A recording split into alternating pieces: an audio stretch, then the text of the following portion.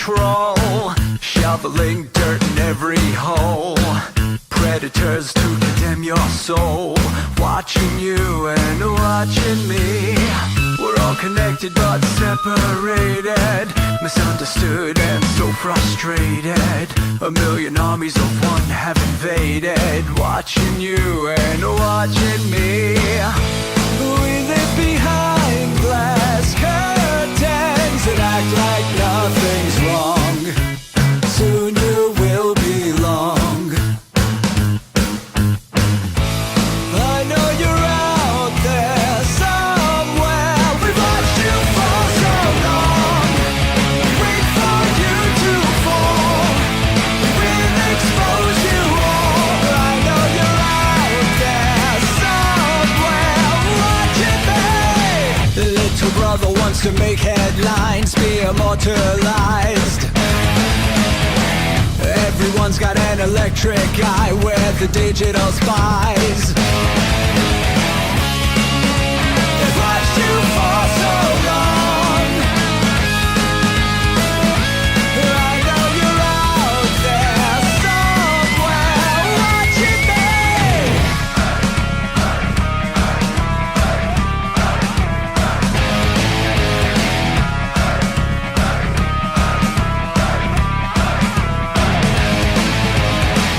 We the people have taken over. We the people are little brother, standing by to dethrone each other, watching you and watching me. Paranoid, the lens is our weapon, desensitized in our lust for attention, democratized by our voyeur obsessions, watching you and watching me. Slaves to perfection, don't let them project you as you are. Feel your every flaw. I know you're out there somewhere. We've watched you for so long. Wait for you to fall. We'll expose you all. I know you're out there somewhere watching me. Little brother wants to make headlines, be immortalized. Everyone's got an electric eye with the digital spies. They've watched you for so long. I know you're out there somewhere watching me.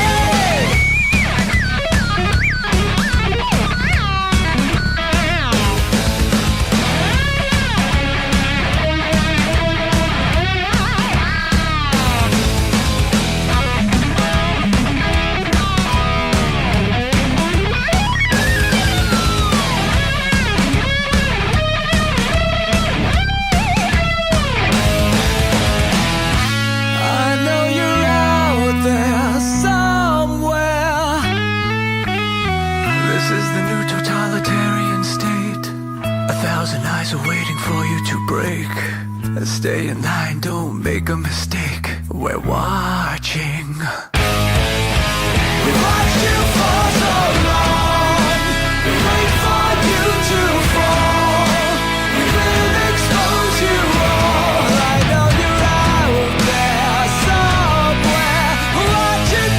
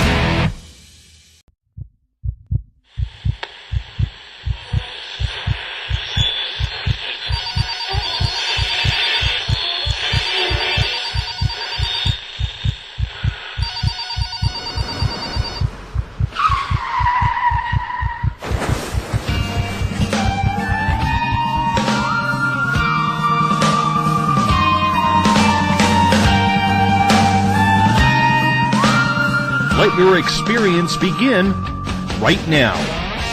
From high atop the mountains of British Columbia to you listening around the world, this is Spaced Out Radio. You can follow us on our website, spacedoutradio.com, on Twitter, @SpacedOutRadio. Give our Facebook page a like, Spaced Out Radio Show. You can follow us on Instagram, Dave Scott, SOR, or on our YouTube channel, Spaced Out Radio Show. They let us play with all our toys. They let us think that we're big boys. They let us make the louder noise, but women rule the world. They let us think we're Superman, that we're the only ones who can be strong, but we break on command, cause women rule the world. Buckle up, space travelers. It's time to go for a ride as we are live on Spaced Out Radio.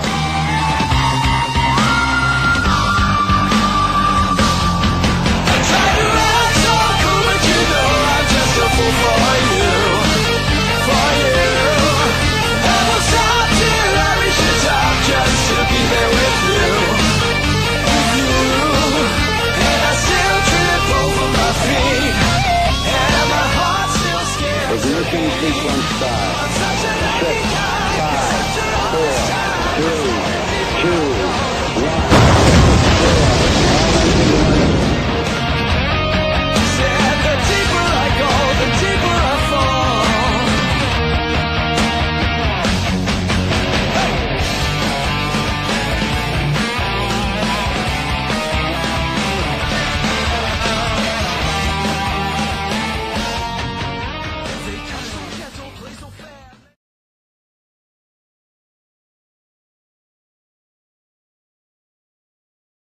Good evening and welcome to Space Out Radio. Tonight I am your host, Dave Scott. Good to have you along for the ride here on Spaced Out Radio as we do this thing every night of the week on this planet we call Earth. Right here we are live in Uncle Jimbo's cabin in the Great White North on this Monday night, early Tuesday morning if you're on the East Coast. Let's welcome in everyone listening in on the Spaced Out Radio chat rooms on Spreaker, spaceoutradio.com, on the United Public Radio Network, the High Plains Talk Radio Network, and on the Double R Machine Revolution Radio. We do this thing every night of the week as we rock in and out of every episode. Thanks to our resident guitar god, Mr. Ron Bumblefoot Thal, formerly of Guns N' Roses. Bumblefoot is the official sound of SOR. Hey, you can check us out on social media on Twitter, @SpacedOutRadio. Give our Facebook page a like, Spaced Out Radio Show. On Instagram, you can follow me at Dave Scott, SOR. Subscribe to our YouTube channel, Spaced Out Radio Show. Tune us in on TuneIn, download our show from iTunes, and of course our website is spacedoutradio.com. If you want to take part in this show, you'll have to sign into one of the chat rooms that follows us on Revolution Radio, on Spreaker, on the PRN chat room, and on Facebook in the SOR Space Travelers Club. If you haven't joined the Spaced Out Radio Travelers Club, you can do so now. Just go to our website. It's only $5 a month, and with that, your name gets entered in a monthly prize draws. You get access to private group interviews, access to a special section on our website, and so much more. Hey, we're going to give you a hell of a lot more than just access to our archives. While on our website, you can read up on my latest blog. Check out Eric Markham's SOR Space Wire for your latest and weird news. And if you've had an experience you just can't explain, fill out a Sightlines report on spacedoutradio.com. Our researcher, Mike Schmidt, is ready to find out what's going on. All your personal information is 100% confidential. We want to thank everyone listening in on the United Public Radio Network on 107.7 FM in New Orleans, and their listeners from over 160 countries around the world. Thank you for inviting us into your homes, your cars, or wherever you are listening tonight. And remember, if you are listening on Revolution Radio, the Double R Machine is the largest nonprofit online station going today. Do us a favor, visit freedomslips.com and donate today. It's the final Monday of November, which means it's time for our Strange Days special with UFO cops Butch Witkowski. Butch is an investigator of everything paranormal, from ghosts and ghouls to aliens and cryptids. Hailing out of Pennsylvania, height unknown, weight unknown, Butch wears a ton of hats and is one of those investigators where his peers either love him or hate him. But Butch is crusty and experienced enough not to care about opinion, because in the end, it's the facts of the investigation that matter most. It's the answers to all of these oddities people are seeing and experiencing that matter to Butch and his investigative team. And why not? That's the story. And really, what else is out there? This isn't about ego or breaking news first. It's about solving life's riddles that come into the form of aliens or Bigfoot. Butch's website is uforcop.com. That's uforcop.com. We welcome Butch Witkowski back to Spaced Out Radio tonight. Butch, how you been, my friend? I'm fine, sir. How have you been? You know what? I'm doing okay. It's finally starting to look like winter here. We got about 4 inches of snow today, so I'm absolutely loving it. I'm on a 29-week countdown to summer. Well, you know, your winters in Pennsylvania can be just as hazardous as ours. I mean, the roads are pretty slick around here. So as long as the people remember that just because you have 4x4, it doesn't mean that you can drive like an idiot, we'll do okay. Yeah. That's true. Most people around here have trouble in the rain. Uh-huh. I hear you there, man. I hear you there. Well, the beautiful part of British Columbia here is if you live near Vancouver, I believe my friend counted that they had 7 days of sunshine in the last 2.5 months. It's been rain, rain, rain. I think most people down in the mainland are actually building themselves some arks. And I'll tell you, man, when you go through weather like that, it's amazing how it affects your psyche, how it affects your brain, your depression, your anxiety. I mean, it's always morbid. I'll take the snow up here in the north over the rain any day, my friend. Yeah, I'm not much on rain, but we're supposed to get a whole week's worth. Mm-hmm. Not looking forward to that at all. No, not at all. But you know what? On the west here, Butch, at least this is the reason why. I mean, it's part of the benefit of living in a natural rainforest. And for a lot of people in North America, we don't really realize that the entire Cascadia area from the tip of Alaska through British Columbia, Washington State, Oregon, and Northern California, it is a natural rainforest. And we tend to forget that. So, you know, you take the good with the bad when it comes to the weather, that's for sure. Yeah, well, we'll probably start seeing snow maybe mid to end of December, surely into January.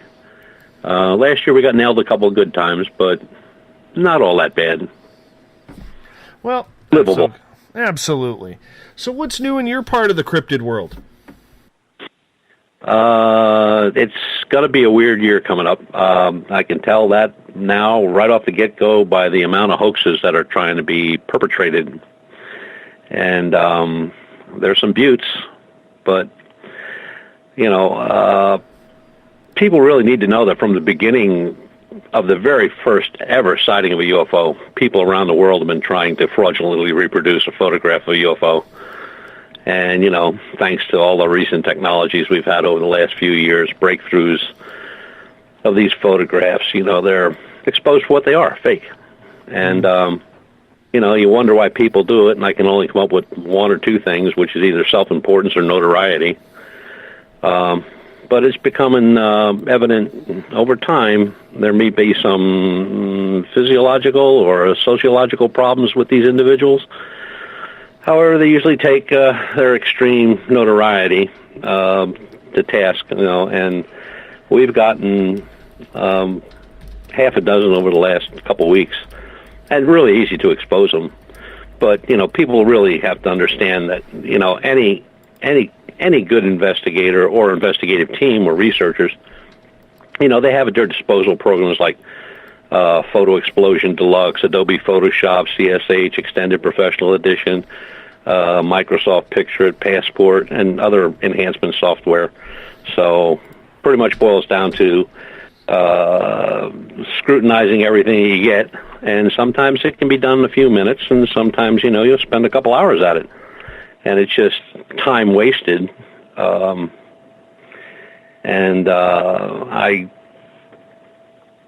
I still think there's some hope because, you know, a fake UFO photograph can be easily detected by most creators. Forget that, you know, the thing that they took and they enhanced or digitized or did whatever they did to produce the fake photograph.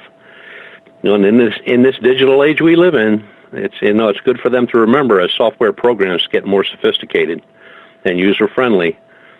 More people will attempt to fool the investigators and researchers. Well, at the same time, they should also remember that, what's good for the goose is good for the gander. And these same software photo programs can also be used to detect, fraud photographs of UFOs or Bigfoot or pretty much anything. And it runs in spurts. Like, we won't get any for a long time, and then we'll get just a ton of them. And then they'll go away, and then they come back again. And, you still have those people that say, well, if it's on YouTube, it's real. Well, I'll guarantee if it's on YouTube, it's fake. The most recent one we had where a gentleman said he was abducted, and he sent a whole pile of photographs. And when I started layering it and taking it apart, what he did was he had a black background, which he said was a star field, but there's not a star to be seen. And then he had put on a pair of glasses, dark glasses, not real dark, kind of tinted, light gray tint. And then he drew a black circle around the face in an oval. And then he added some red and white highlights around that. And then in where the eye pupils would be showing through the glasses, he put a little alien in there. And the alien is the exact duplicate of one of the aliens from Close Encounters of the Third Kind. And then he put one on the other side, like they were sitting in a saucer looking out of a windshield. But I layered it some more, and the nose came out. You can see the nose, and then you can see would be the left eye. Layered it some more, and I could see his eye pupil. Layered it some more, and then the eyebrows popped up, and it just went on and on and on. I'm thinking, wow, this guy spent some time at this. And then he sent some more, which were injuries in his abduction, and looked at those. And with certain programs, you can actually do a priority check on the photograph itself. So I can go in and punch up a photograph, and it'll tell me what type of camera was used, the speed, shutter speed, all kind of stuff about the camera. And then there's always a name attached to it. Well, in the one, it said it came out of a medical magazine. That was one. It was a shot of up close, really close up shot of psoriasis. Then there was a burn to the ear, which turned out to be another photograph from a medical magazine or a medical journal that was eczema. And then there were some scratches on another photograph, which turned up to be his name. And then the last one was pretty much the same thing, only it was supposed to be imprints where he woke up laying in a stone driveway. And what he did was, all he did was invert the photograph so that, and it's real close up, it's really a close up photograph. So the normal skin on a person, you have your bumps and ridges and dips and dives and everything like that. But when you invert everything, now it all looks like these are dents, throughout the whole thing. And when I layered them a couple more times, they disappeared. So it's definitely, the whole thing was just a hoax. But he spent some time at it. I'll give him credit for that. And, they don't gain anything. When researchers or investigators get a photograph, one of the very first things they do is, start to take it apart to see what it is. Butch, I think this brings up a good topic for tonight, because this is something you and I have never really talked about in your monthly segment, Strange Days, here on Spaced Out Radio, and that is the topic of hoaxes. In your opinion, why do you think so many people do it so much? Fame and fortune. They get their couple minutes of fame and fortune, or they may luck out and get on a radio show, or sometimes they may wind up on a news program on TV. They attach some kind of feeling of being famous or well-known, or to be respected by other groups in that specific community, and that's in Bigfoot, that's in the paranormal, that's ufology. I mean, anything. And it's just like true believers in Bigfoot have really ignored a long history of hoaxes and misidentification.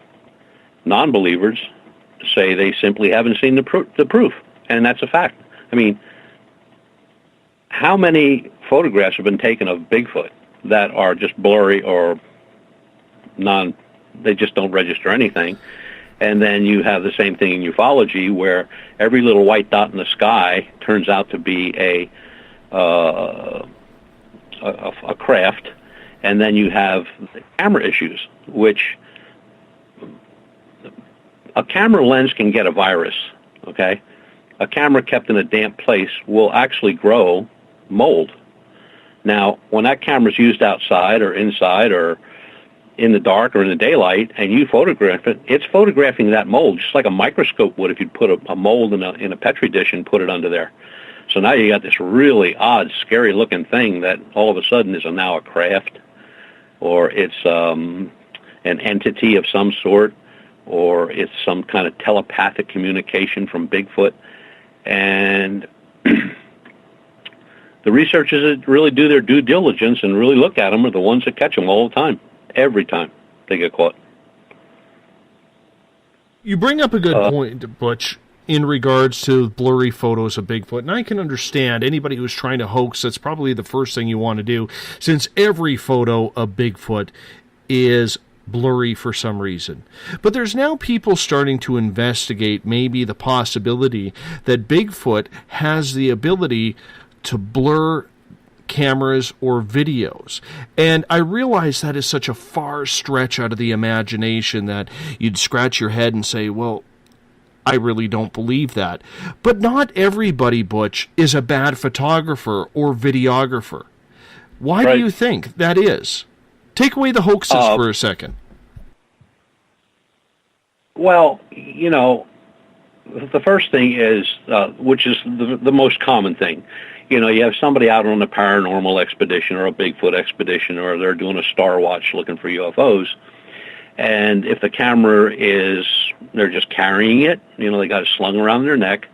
And if they really do see something, I mean, the camera's grabbed, they put it up, and, they're all excited, and boom, they take the shot or two or three, and they're all out of whack. Or just the opposite, they see something, they forget to even have a camera hanging around their neck. And one of the things that I always tell people when they do a star watch, especially, or if they're in a research area that they've been watching for Bigfoot or whatever, have a camera on a tripod. Use a remote trigger. Don't touch the camera. Set the camera up. Set it for infinity. Point it to where you want to go. Wide angle lens, and something pops out in the field. I mean, just start hitting the trigger. You're not touching the camera. The camera's doing all the work. And when you said about controlling a creature controlling a video or a still camera, hey, it's possible. I mean, you can't put anything out of your mind and say, well, that's nonsense, because, first of all, you don't know if it's nonsense. And second of all, you have no proof that it is nonsense. So, we use many cameras at one time. We don't just rely on what we got strung around our neck. I mean, we've got cameras set up, surveillance cameras, GoPros, digital, infrared, thermal imaging. So one thing for sure is nothing can hide from a thermal image camera. Nothing. I mean, if it's there, even if it's, I'll use that word interdimensional because lack of something else, there is a change in the heat and cold. So even something with infrared would show up. But with thermal imaging, absolutely it will show up. Unfortunately, those cameras are extremely expensive. I mean, I saved for over a year to buy our first one, and I bought the best I could get with what I could afford. And we've gotten some really great stuff on it, especially on star watches, because, especially we had one where it was the craft was supposedly about 3,000-4,000 feet above a tree line, and we saw it on one camera. One of the surveillance cameras picked it up, but it was there and gone that quick. But what happened was the trigger was also set off on the thermal imaging camera, and that picked up a very significant heat glow in the photograph above the trees. So it's just a matter of getting the right combination with these cameras and having the right process programs to look at what you've gotten. And it's gets a little tricky, but I was no photographic expert. I've just learned on the go. And the more photographs you take, the more you can play, and the more you can learn. And you don't have to go out and buy Photoshop CSH like we did. It's thousands and thousands of dollars there. I mean, you can get a Photoshop type program on the internet for free, and you learn to play with that, and pretty much you're enhancing your field investigation by 100-fold. And the producer or you of the photograph, a lot of them can be faked by just taking a painting or an image and pasting it, copy and paste, and then cleaning it up, adding some scenery or rephotographing it with a close-up lens, and voila, there you got your Bigfoot walking down the trail, clear as a bell. So when I see a clear picture of Bigfoot, I'm pretty sure it's doctored. Because, look, I don't care who you are. If you see Bigfoot walking toward you, the last thing you're going to be is calm and collect and stiff as a board. That I agree with. I mean, you will just be shaking like a leaf. You'll be so excited. Your heart will be going 3,000 miles an hour.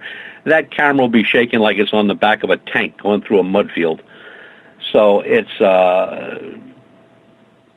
takes a lot to learn on the photography end, as far as when you do have a research area, and I'm not talking about the guys that run through the woods not going to put pork chops on trees and stuff. I'm talking about people that have a research area that are watching, where they may have 3 or 4 people out, and they're watching a tree line or a certain field or maybe a trail. You have the time then to set up things properly and to really, use most of the lenses today, like all our Nikons, they have image stabilizing, so even if you are holding the camera or you bump it, it's not a disaster. And that stuff's pretty affordable. Nobody says you have to go out and buy brand new used. You can buy used on eBay. There's a lot of camera shops that sell trade-ins. Our very first super duper Nikon we bought, I wasn't about to pay $7,000 for a camera. And I got it at a local shop. It was a trade-in. I got it for $800. So, it's like, when in the paranormal realm, they're looking for something. We're looking as in the ufology. We're looking for something that we can see. We know. We see. We can see it. We can see it traveling. We can see it stop. We can see it glow. We can see all that. When you get to the paranormal, they're looking for something that they can't see, usually. So in that case, multi-spectrum cameras and surveillance cameras shooting infrared or thermal imaging devices are real plus for those folks. And I think that the more these teams get out there and get serious about their research, I don't mean the ones that go out and have the barbecue and the beer and all that stuff. I'm talking about people that go out and sit in the rain and the cold and the snow, or sit in their truck, or sit in a tent, or walk through old hospitals or prisons or wherever they go for the paranormal old homes. Those are the ones that usually get pictures that you're looking at them and you try to take them apart and you're just scratching your head. And I don't see many of those type of hoaxes coming through. The ones that we see coming through are, you usually tell right off the bat. First of all, the story is unbelievable. It's so far stretched that it's ready to break, and it makes no sense, or there's no, they give you no location, or They don't talk about what the temperature was that day, the weather, where they were standing, where the tree line was, where the house was. They don't give you any information that you would normally get in any report or any researcher would take. And then they go off with the photographs. But I got 10 photographs, and they start feeding you these photographs. And sometimes you just sit there and you look at them and you go like, this is bad. Or you just look at them and go like, no, wait a minute, let's really look into this one. And you'll spend hours trying to take a photograph for it.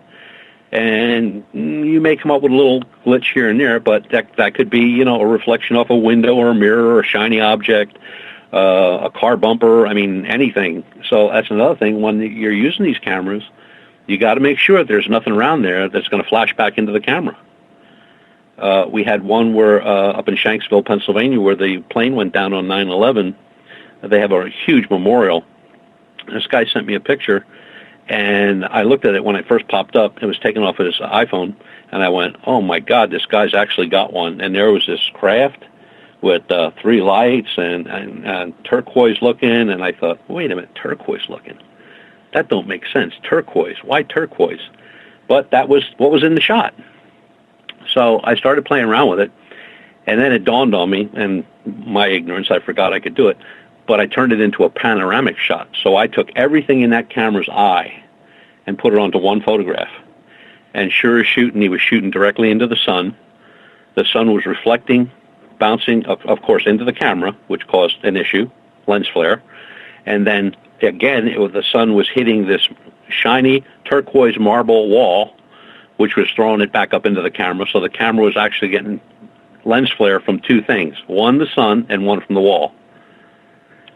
When I took the sun out of the picture and layered it off, there was nothing there but a nice, the clear wooded area where the plane went down.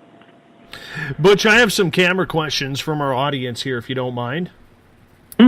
And get to a pair of questions from Ron here. He is asking, I use a handheld FLIR. Is that okay for investigating? It's not thousands of dollars. Yeah, we have 2 of them. The small handheld FLIRs are excellent. They are, if you're using, I don't know what he's using for, Bigfoot or UFO or whatever, but whether it's paranormal or anything, the FLIR, you see something in the dark, you see a pair of eyes, and, it's 50 feet away. You don't know what it is, but you got the FLIR, and now you can see, oh, it's a deer, or it's a bear, and you want to back up. No, they work great. I think the newest one out isn't something like $500 or $600, and it's pretty much you stick in your pocket, or there's a cord that comes with it. You can put it around your neck. They work really good. We have FLIR attachments also for our iPhones that we can use. If we'd have a battery shortage or something like that, the phones are still there. Then we have a big FLIR. That was a few $1,000s, and I bought that used. It was actually from a fire company. And that gives me up to about 100 yards, a good clear picture on a 6-inch screen, and I can photograph or video with that camera. But FLIR is very good, and the other one out there, I'm sure I'll think of the name of it by the end of the program, but there's another one out there that's even a little cheaper than FLIR, and you can attach it to an Android or an iPhone, and it also gives an excellent view of, heat signatures.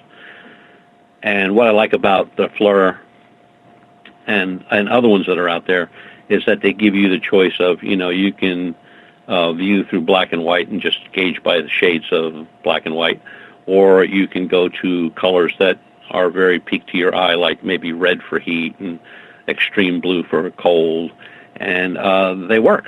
And it's like I said before on one of your shows earlier, the more the technology gives us and the more we kind of adapt it to what we do, it may not come out, it may be something they bring out for a plumber to use or an electrician, but if we can find a way to put it into our armory of equipment that we use, it's just to our benefit. It's just great stuff. And there's programs out there that are just the opposite. They are made to fool you. The one is called Ghost App, and it's actually an app from iPhone, from Apple. And I could take your picture off the internet, and I could take a picture of Marie Antoinette or somebody else getting their head chopped off and put that head on the executioner's head, and I'll defy you to tell me that it's any different. Very popular in England. Very popular with Ghostbusters, you know. All right. Ron's next question for you is, the older lenses in early digital cameras seem to work better than the new ones. Do you find that as well? And if so, why is that? I think it's the onset. If I pull over, just reach over here and grab one of my lenses, a new lens. It's a new Nikon lens. It's a image stabilizing lens. And I pick up one from one of my photomats, because we still do carry 35 millimeter cameras. And I'll pick that one up, and I hold the two together. First thing you notice is the weight. So you have this older lens, much heavier, much more sturdy and stout, and I'm holding one that's pretty much brand new. It's only a few months old, and you can feel the massive difference in weight. And also, if I kind of just move to the focus ring on the older one, very precise, very stiff, no play. This new one that was $400, there's play in it. I have about maybe a 1/16 inch of a play before that ring starts to move. Now, you can tighten that up, of course, but just the thing is, in some cases, especially with 35 millimeter equipment or medium format equipment, forget new, buy old. If you can find it, buy it, because it's much better than what you're going to pay for. Older Canons are much better than newer Canons, digital versus film. Nikon's the same way. The older Nikons are much better. They're heavier, they're bigger, but they take such a great picture. Where the newer ones, you know, the prices went up, but the quality went down. And there's one thing we carry. A guy laughed at me one time when he saw it in the truck. He went like, "What the hell do you have that in here for?" I bought an old Boland's 8 millimeter movie camera, that you wind up. There's no batteries. And he said, "Why?" And I said, "Well, what if I'm out somewhere and I run out of battery power, or I don't have batteries to replace, but I need video? I just wind this up and push the trigger, and there I go." So, I got a question from Joe here. He is asking, does the metadata in digital photographs help determine whether they are real or not? yes. Oh, absolutely. Yep. When you pull up the metadata on a photograph, just like this guy we were talking about earlier with the abduction thing, the metadata on a solitary picture of him standing there was proper. The camera, type of camera used, the shutter speed, all that happy stuff, the make, the model, his name, everything was there. When I went to the last picture, which was supposedly this individual who was burned, okay, which turned out to be psoriasis or eczema, totally different name, totally different camera. Everything was different. There was nothing that matched the camera that he took the picture with. So that tells you right off the bat that, okay, so now we got two different owners, two different cameras, different settings, different exposure time, all that stuff. And it's very easy to do. And any free program on the internet you can grab right tonight and grab it and start playing with it tomorrow morning. And you could use pictures from any one of your photo albums to play with. Just make sure you save it before you do that. Because once you change it, it's changed. There's no going back. I like the idea that you mentioned just a few minutes ago about the fact that a lot of these apps out there, whether they're ghost apps, alien apps, or whatever it is, how you can install different pictures on there. Do you see a lot of people trying to pull the wool over your eyes in regards to these app CGI productions that they are making? Not so much in ufology, more so in cryptozoology and the paranormal. Here's a good one. There was a photo sent out. It was sent to another investigator who sent it to me from another group. Matter of fact, not even in this state, but this was taken over New York. and it showed, when you first looked at it, you would swear that you were looking at a pterodactyl or a dragon or something, you know? And he said in his email to me, he says, Butch, he said, I'm not buying it. I said, okay, well, let me work on it a bit. And he said, well, I'll work on it too.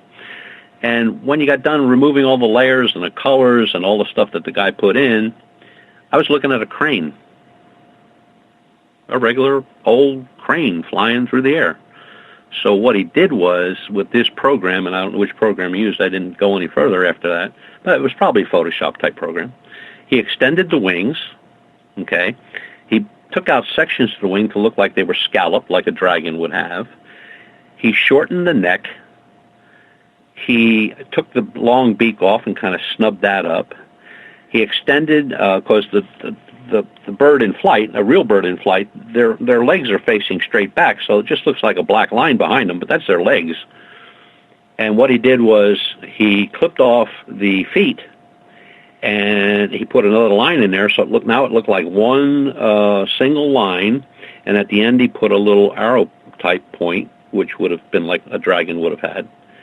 And then he darkened the whole thing up, fuzzed it up a little bit, and messed around with the view angle to make it look like it was in mid-flight. And so there was another one that went to great lengths to prove something was out there that wasn't. I just find it very ironic that a lot of people are so adamant about wanting that 15 minutes of fame, Butch, that they would go to so much trouble to fake something. But it also brings up another interesting point. We know the government doesn't want any of this information to get out, whether it's UFOs, Bigfoot, for whatever reason. Do you think a lot of these photos that are put out there are just people goofing off, or maybe from some sort of disinformation company who goes on social media to put out this crap so that way people will say, see, this is all fake, look at this is obvious? Oh, a combination of both. I mean, look, misinformation and disinformation in ufology and cryptozoology and the paranormal, you can go back centuries with that. But, yeah, you know, you can hire some CGI studio to say, you know, call them up and say, hey, I want you to put out, you know, some UFOs over Canada and put a couple out over Pennsylvania and throw one or two triangles down in Texas and just do the best you can with them and just slap them on the internet or put them on YouTube. Next thing you know, newsflash, we got a flap. And they usually get caught at it because, look, even though these folks are really good with the CGI and the photo faking and stuff like that, there are people out there that they're just as good. And like I said, whatever they put out there, they got to remember one thing. We have the same programs they have. We can do the same thing. We can untie the shoe that they tied. And that's bad because, you know, now I've only gone after one guy with that stuff on the internet, but what will happen one of these days is somebody's really going to start putting out information on these folks, and they're going to be mighty embarrassed because some of them are pretty big names. Have you ever run into any of these disinformationalists, if that's even a word, but we're going to use it here? Yeah, one time. Matter of fact, they showed up at a Star Watch, and it wasn't a Star Watch I was holding. I went to the Star Watch. I was just invited to stop by, and I did. And this guy was, like, way too knowledgeable. You know, when you do a Star Watch, especially with a group of folks, you know, you invite some family, maybe your good friends and stuff, and then you may have a few people there that know what they're supposed to do or what they're doing. But it's not just a band of researchers standing around. There's other people involved, you know, uncles, aunts, cousins, kids, you know, everybody's looking. This guy stood out like a sore thumb. He knew way too much for somebody that had no interest whatsoever in ufology, which is what he told everybody. And, you know, I thought to myself, well, I just started hitting him up with a few questions and stories, and he knew everything. And I thought, wow. I said to him, I said, you sure know a lot for somebody that this is the first Star Watch you've ever been on. I said, you even know where Sirius is? You know where the ISS is coming over? And I said, I had to look on my computer to see where it was. And I said, you already knew that when you got here. I turned around, lit up a cigarette, walked over to talk to a friend of mine. I turned around, he was in his car and gone. I'm sure that's why he was there.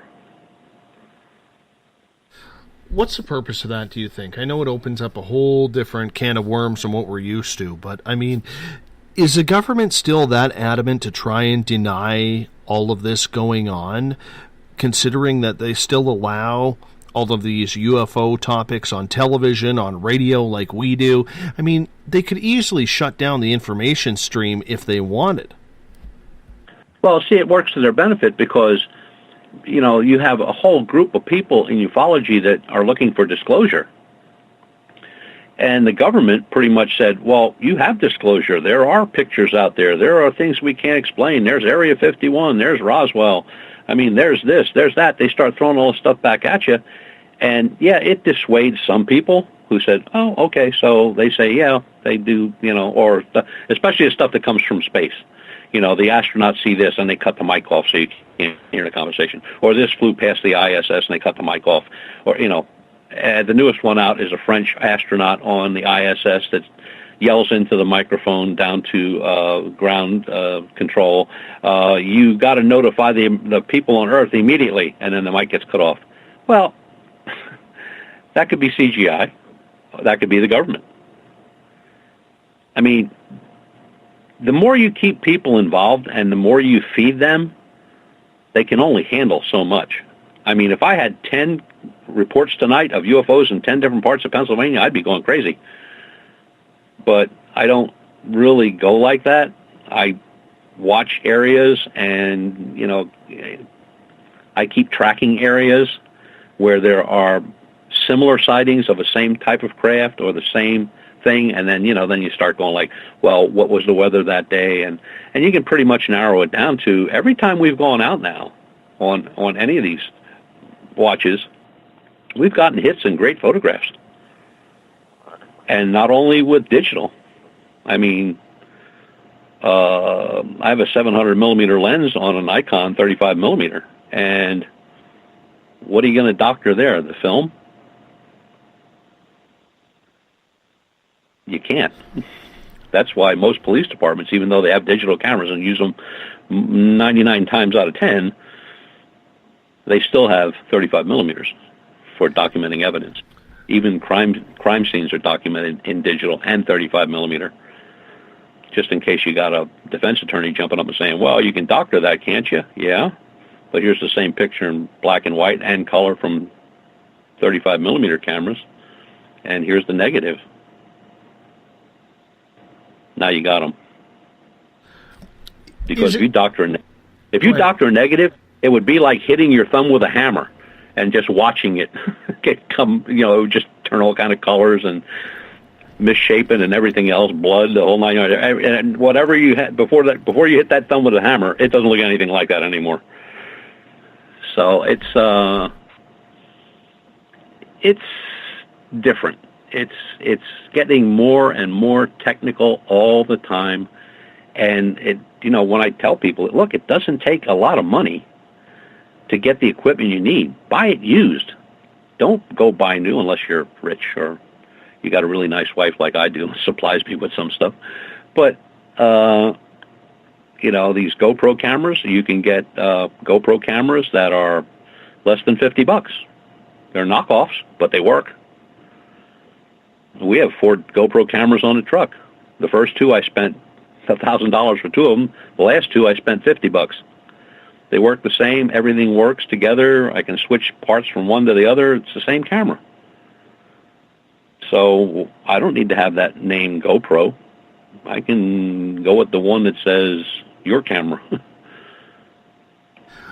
Do you think, with all the hoaxing that is going on, that it is more so to discredit the topic of conversation rather than the investigator? Or do you think it's about trying to discredit both? It's a combination of both. Once you discredit the investigator, anything he says or does is pretty much worthless, unless it's somebody that people know does the job, gets it done, and then they start looking for the motive of why somebody would say that about them, or why they would discredit their photograph or discredit their filming or whatever. Look, how many shows on TV right now have said they've shot and captured a Bigfoot? Where is it? So they were discredited like the second show they put on the air. There are researchers that I know that have great stuff, and they will not make it public. Matter of fact, the one guy made me sign my life away just to see his stuff. And here's a guy that's shooting night vision in daytime. And he's got CDs after CDs after CDs loaded with these photographs. And I have them right next to me in a file. And they are indisputable craft. And, you can shoot night vision during the daytime. But your lens cover has to be on, and there has to be a pinhole in that lens cover. Sony makes the best night shot for that. Well, what this guy did was, I'm not giving away any of his secrets. I mean, he'll tell you what he does. He mounted 4 of these cameras on a tube. He made a tube, a square aluminum tube, and he put 4 mounts on to mount 4 cameras. He's got the 2 end ones are wide-angle lenses, and the 2 center ones are standard lenses. They're all set to infinity. He has 2 single tripods that are also mounted to that thing, so it's pretty stable. And he has them all wired into a block, and the block goes into his house, onto his computer, which he has a split screen, 4 screens, and he can watch.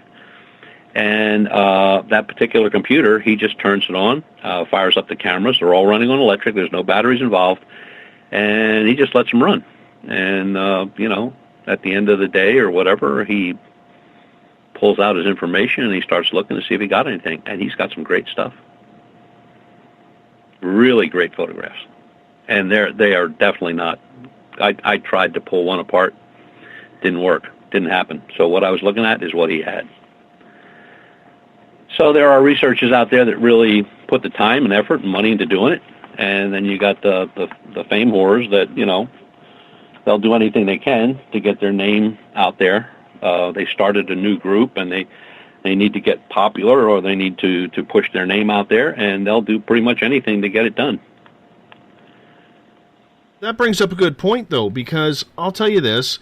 You've been talking to my investigator, Mike Schmidt, lately and recently, and he and we've gone out only a couple of times going to look for Bigfoot and researching as we start to slowly put our groups together, because we're trying to kind of make it happen around this area.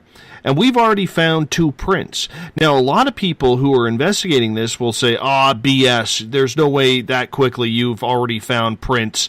Yet we have. I think that we have trustworthy people. How do you defend against that type of stuff? Because those critics are out there. They are not going to believe that, you're too new for this. You don't get that right off the bat. You must have found a bare footprint or a fake print of some sort. How do you combat that? Oh, simple. So now you have a photo. You have your photographs. You have your measurements. You have your cast, right? And you show it to them and say, okay, what is it? If you're saying it's not Bigfoot, then what is it? What is this 17-inch by 8-inch wide print of? You seem to know it all, so you tell me what it is. I'll tell you what I think it is. I think it's a Bigfoot track.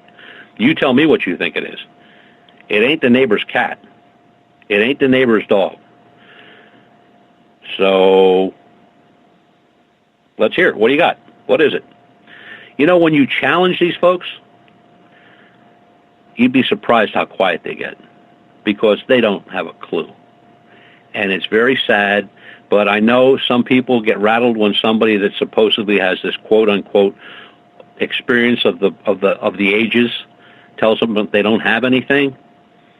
Look, when you have somebody that doesn't have anything, you just stop right there. That's where the researcher stops and the investigator stops, and then you just say, look, here's what you got. And then you explain to them what it is. This chewed off stick was probably done by a beaver or some ground, a squirrel or whatever.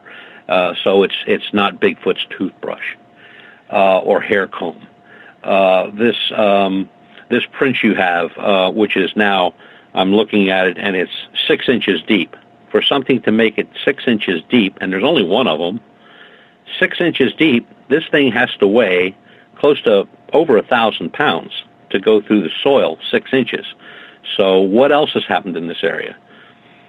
And then one guy, and that was the conversation. One guy said, well, we did have some pipe people in here testing the ground to run some gas lines.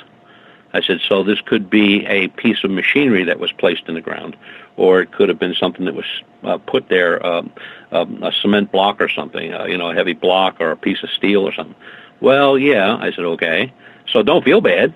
Okay, so it's not a big footprint, but you found something. You found something that didn't belong there, and that's what you're looking for, right? You're looking for stuff that's out there, doesn't belong there, or it's out of place, or it just doesn't make sense why. We're watching a location now where we have cameras set up. We're not there. That's the other end of the state. We have cameras set up watching a place, and they're good for 2 months running. And we've done everything from position the cameras to see anything coming in and out of the area or inside the building itself, upstairs, downstairs. And we've taken wheat flour, which, looks like dirt, and we put it through a sifter and put that around the area of entrances, exits. So when we go back up there, if there's any prints or disturbances in that flour that we put on the ground, or we get something on those cameras, then it becomes a research area. But I tell people, don't get dismayed because what you found isn't what you think it is. I mean, look at it this way. You found something that don't belong there, or you found something out of the ordinary that you probably would have walked by if you weren't looking for it. Right? Absolutely. Absolutely. But I guess when it comes to credibility, and that's what we're all searching for, is we want our evidence to be taken seriously, Butch.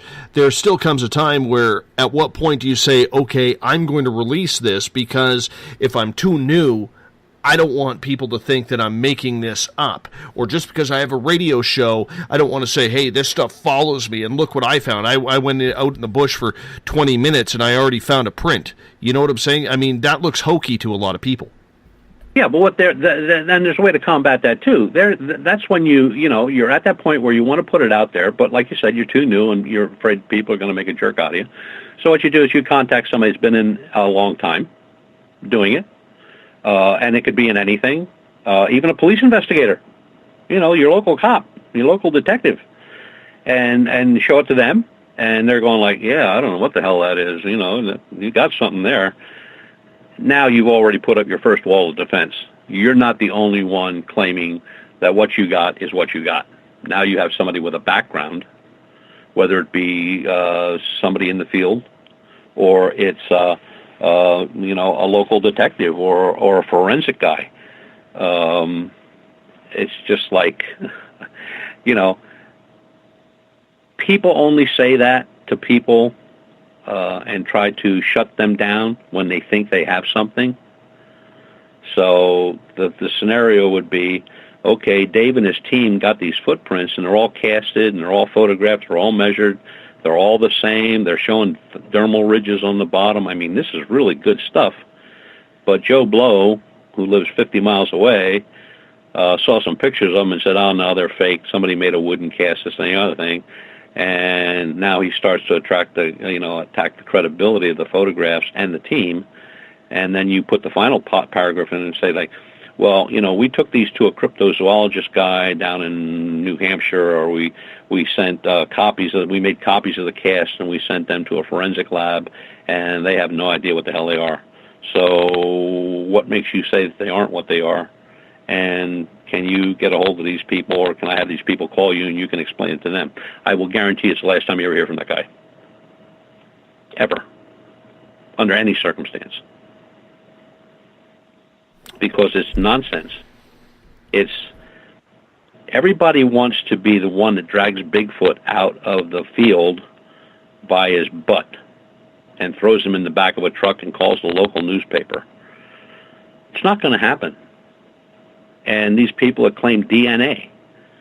Well, we all know DNA, you need a control subject. So where's your control subject? If you don't have a control subject, this DNA you're giving me or showing me or professing to be Bigfoot does not mean a thing. It doesn't mean anything. if I wanted to get a control subject, if I wanted to get DNA off of Dave Scott, I wouldn't go to your neighbor. I would try to get somebody from your family. Your son, mother, father, uncle, aunt, cousin. That's where I'm going to get the control sample from. So with Bigfoot or any other creature, dog, man, bipedal canine, whatever, you have to have a control subject, or your DNA is totally worthless. And yet they will argue and argue and argue all over the internet that the DNA they got proved to be Bigfoot mated with some crazy white woman in the middle of Washington state back in the 16th century or something. They come up with the wildest stories. But when you say, well, what's your control subject? Where did you get the original DNA to test against? They stand there with their thumb in their ear looking at you like you're crazy, and they're the ones that are totally out to lunch. Butch, we only have less than a minute here before we're going to hop out for our first break here. And I do have some questions that I'm going to get to from our audience here in the next hour. But I think your take on hoaxes is absolutely bang on. There's too many of them. And whether it's for disinformation of the investigator or disinformation of the topic, I think between the hoaxers and the disinformationalists, we got a lot of sorting out to do if people want to take this seriously and bring it to the forefront of the mainstream. And I think that's very, very important. Butch's website is uforcop.com. He comes on the last Monday of every month. You're listening to Spaced Out Radio. We'll be right back right after this. Looking for news beyond the mainstream news? Head to Spaced Out Radio. All right, my friend, we're clear. We got 6 minutes. This is Spaced Out Radio's. I will be right back. I'm going to go for a cigarette. SOR Spacewire. Daily, I will bring I you will. intriguing Be right stories back. and outlandish reports from what's going on around the world.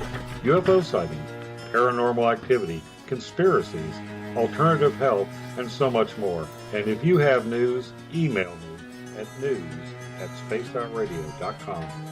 Hi there. I'm Butch Witkowski, lead investigator with UFO Cop. On the final Monday of every month, you can listen to me and host Dave Scott on Spaced Out Radio's Strange Days. We're going to get to the heart of the matter when it comes to what's happening out there. People are seeing and experiencing things from ET contact to Bigfoot, and I want to hear about it. Your experiences are what we investigators need to help solve these unknown mysteries. So tune in at spacedoutradio.com. Have you had an experience you can't explain? Had a run-in with ghosts, maybe Bigfoot, or seen lights in the sky? Hi, I'm Mike Schmidt from the SOR Sightlines. I'm here to investigate your sighting. Head to spacedoutradio.com and fill out a report on the Sightlines. All your information is 100% confidential, and I will help you figure out what you've been seeing. File your report, and let's find out the answers together.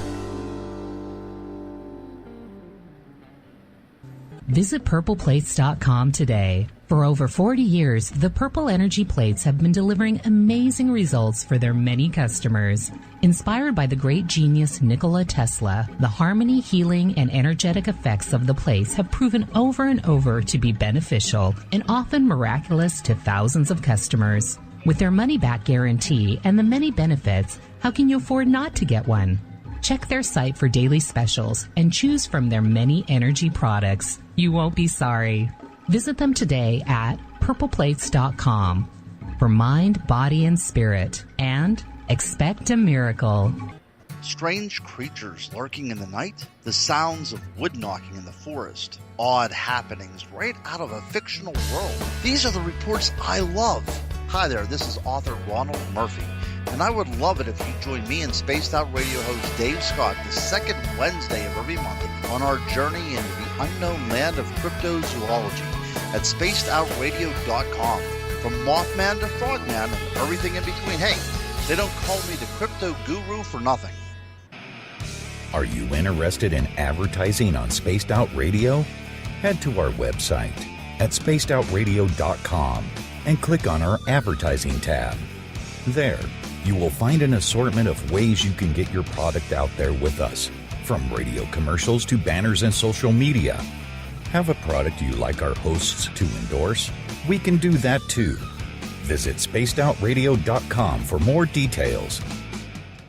From British Columbia to Northern California, Pacific North Weird has Cascadia covered.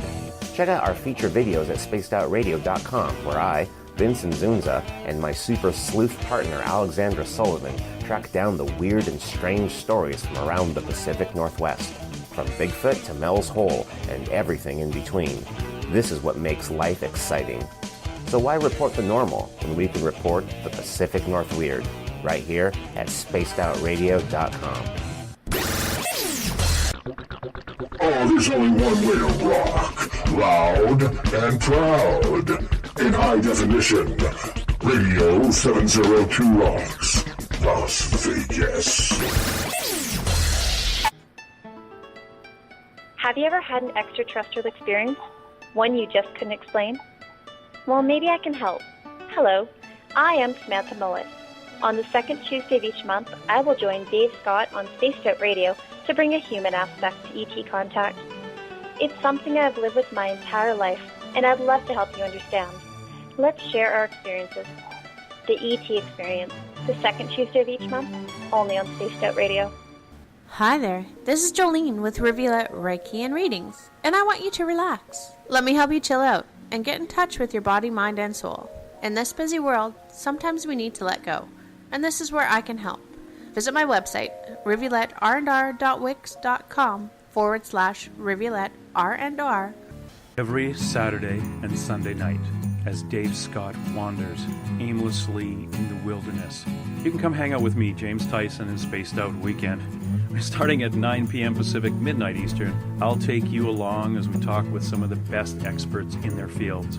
SpacedOutRadio.com is the place to find us. So sit down, relax, put your feet up. Enjoy the topics like the paranormal, supernatural, intuitiveness, and so much more.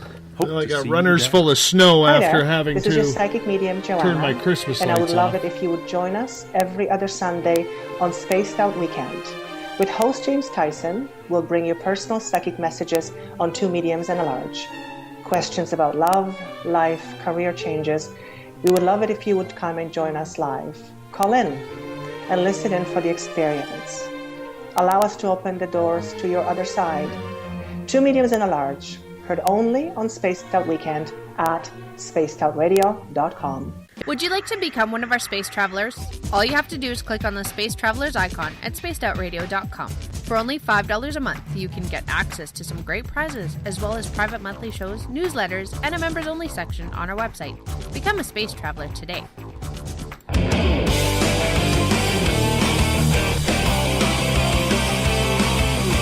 Do you have a topic or a guest that you'd like to hear on Spaced Out Radio? Let us know at spacedoutradio.com, where you can sign up to become a Space Traveler member today. Or you can find us on Twitter at Spaced Out Radio and on our Facebook page, Spaced Out Radio Show. Sometimes you forget to leave your mic on and things that aren't supposed to be in the public just seem to be getting through. Welcome back to Spaced Out Radio tonight. I am your host, Dave Scott. Good to have you along for the ride. Yes, gotta love live radio sometimes. If you're listening in on the United Public Radio Network live on 107.7 FM in New Orleans and 160 countries around the world, we thank you for taking the time to bringing Spaced Out Radio to you. Let us know how you feel. Let us know what you think of the show. Message us on Facebook and let us know. Spaced Out Radio Show is our page. If you're listening in on Revolution Radio, the Double R Machine is a donation station financed by you, the valued listener.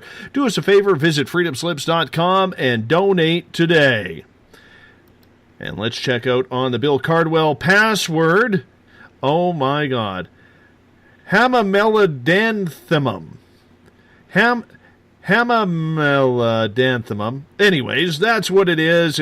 I probably butchered it, but Bill doesn't care. He's going to set the password each and every night during the Spaced Out Radio program, because that's what he does. So you got to sign up for a Space Travelers Club membership to understand what the password is for. Remember, you can follow us on Twitter at Spaced Out Radio. Give our Facebook page a like, Spaced Out Radio Show. On Instagram, I can be followed at Dave Scott, SOR. Subscribe to our YouTube channel, Spaced Out Radio Show. And our website is spacedoutradio.com. Tune us in on TuneIn. Download this show and others on iTunes. And we are rocking and rolling with hour number 2 of Butch Witkowski's Strange Days. He does it the final Monday of every month. Butch, welcome back. Glad to be back. Anyways, let's get started with a couple of questions here while I wipe the egg off my face for keeping my microphone on during the break. At least my dog wasn't in here. You know, I do have to tell you something. One time, I was doing I was talking to James Tyson from Spaced Out Weekend, and this was in my old place. And I had to take a phone call, so I stepped out of the room and actually stepped outside. And it was a work phone call from my daytime job. And my dog was in my office. And I was the only one home. And all of a sudden, James says to me when I got back, he goes, Dave, who was in the office when you were gone? And I'm like, no one, my dog, that's it. He goes, no, the man. And I said, what do you mean, man? He goes, I heard a man's voice over your microphone say, oh, you're such a good dog. You're such a good boy. And I'm like, I was outside, man. And he's like, damn it, this stuff always happens when I'm not recording. Very interesting sometimes what a microphone can pick up. Anyhow. Well, it's very interesting what dogs will do. I have 2 dachshunds. Well, we've always had 2 dachshunds ever since we got married. And they're dachshunds are dachshunds. I mean, they're just born to raise hell. So the other day I go out, I had to run over to Staples and pick something up, which is a round trip, maybe 20 minutes. So I left my computer on, my main computer. The other computer's kind of out of his reach, but the little guy got up on my chair. So I come home, and the screensaver was on, so I knock it off, and I'm like, what the hell? There must be 20 different pages up on the screen, and they're going this way and that way. I'm like, oh, my God, what happened to the computer? And it's brand new. I mean, this thing can't do this. I'm freaking out, right? I'm losing my mind. And I try to close these things down. Well, as I'm closing down one site, another site pops up. And they're everything from eBay to car washes, ladies' clothing. I just was on and everything. I must have spent 10 minutes closing these things down. I got to the point where I think I'm just going to shut the computer off and restart it. And I look down, and I see these little paw prints on the keyboard. And my desk has a glass top on it. And I look a little closer, and I can see all these little paw prints. So he's probably up there trying to find puppy porn. And I just looked at him, and I went like, what were you doing? And he just looked at me like, it's none of your business, and he walked out of the room. I couldn't believe it. I was just stunned. Like, I thought the computer lost its mind, and he's just sitting there looking at me like, you dummy. Yeah, dogs are fun, and they'll get you in more trouble than it's worth sometimes. Yes, they will. Yes, they will. Hey, let me get to a couple questions from our audience here. This one comes from Seth, and he is asking, Butch, I had an interview with an investigator from Ontario. He gave a damn good interview, but the EVPs were obviously him. What advice do you have for people who really did their homework, but they are banking on faking something? Well, it doesn't happen a lot. It hasn't happened a lot to me, but it has happened. And I have yet to figure that out, why. Some people just, I don't know where their head's at or where they're coming from. You know, especially, like, you'll get an abductee, and, you know, you go through all the rigmarole of, you know, taking a report, going to meet with them, and then, you know, you set up a session to really get down and start to grind down into this thing, and now you can't reach them anymore. They don't exist. They've changed their email address. The phone doesn't work, and you're like scratching your head going like, well, what the heck was that all about? But it does happen, and you know, I really don't have an answer for it. I mean, unless people do something, or they say something, or make a report about something, and then they get scared when they find out that, you know, hey, you're the real deal. This guy really wants to know, and he wants to see and hear exactly all what happened. And I can't make up any more bull crap, so I'm just going to beg out of here and forget about it. And that does happen. And there's no way to protect against it. I mean, you don't, you know, every time you meet somebody, I mean, you're meeting him for the first time usually. You might have talked to him on the phone, or you may have talked to him, you know, email or someplace, but Twitter. But face-to-face is the only way to do it. And I'm not much on reports that I get over the internet, because I get a ton of those, but then you get people that get upset with you when, they're making a report in Alaska and they say, well, can you get up here by tomorrow? I don't think so. I'm in Pennsylvania. People are people. I mean, there's all kinds. I mean, there's reasons people do certain things, and there's reasons they don't do certain things. And then you got the people that even when you solve it for them, it's like you bought them and they own you, and they're in constant contact almost on a daily basis, even though you already told them what they saw or what they didn't see. And I kind of just mark it up as it goes with the territory. Moving on to the next question, Mike is asking, what percentage of people do you deal with, Butch, who at first state they are willing to make a report, then back out? Very little. I've only had it happen recently. Mike knows about that one. I just had it happen recently, but normally I think it's only happened 3 times in all these years where somebody backed out the last minute. But this one may have been a little different in the fact that the report came out of North Carolina, and I said, okay, we'll be down on such and such a date at such and such a time. Yeah, he's all good with that. And then 10 days before that date, I called him to make sure everything was okay. I made reservations at the local hotel and all that stuff, and I can't reach him. Haven't heard from him. So I just closed it out as, unknown.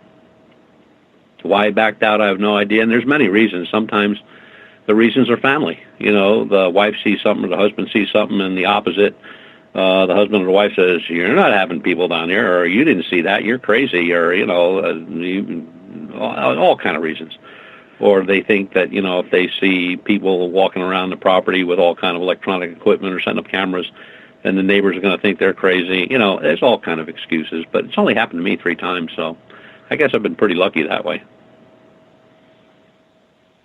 Another question from Ron. He is asking, Butch, how much do you actually invest, and how do you fund all your investigating and purchasing equipment?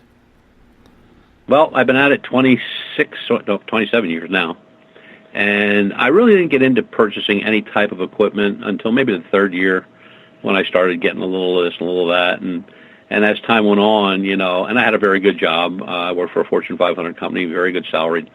And I just decided, well, instead of just carrying all this stuff back and forth to the garage, to the house, and back and forth, I bought a vehicle. I bought a truck, and bought 5 cents.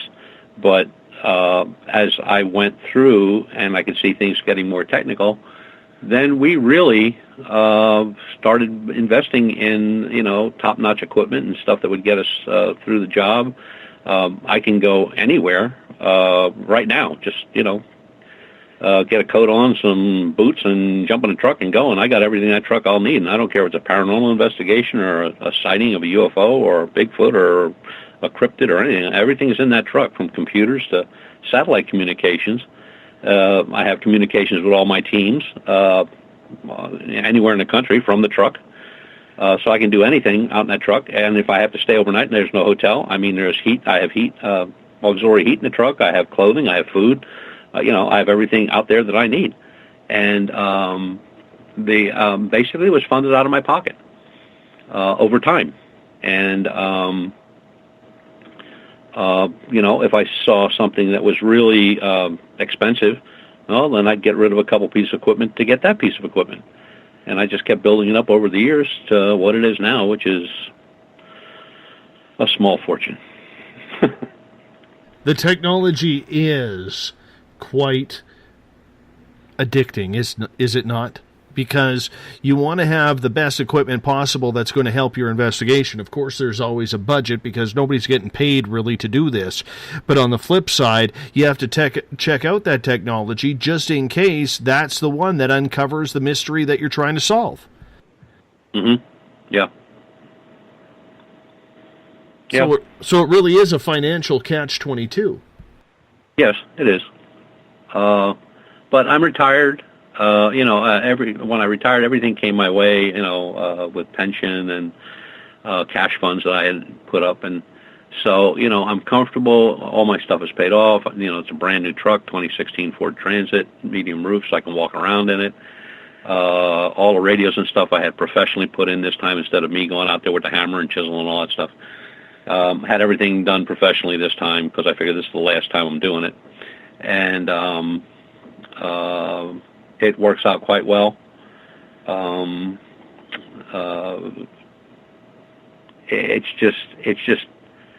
It's nice to go out and not sit there and go like, man, if I only had this or I only had that. The truck has a full-blown weather station in it that we can set up, and it's a NOAA weather station. Awful salty, but I was lucky one night and caught it on a sale. So instead of paying $1,500, I only paid $1,000. It's like I check eBay constantly for little bits and pieces that we might need. And like Petri dishes. I carry Petri dishes and disposable eyedroppers for evidence if I want to take fluids or put something in a secure Petri dish to have analyzed later. And I forget what I was paying them, like $4 a piece or something when I first started buying them. I just bought a dozen on eBay the other night for $5.48 free shipping.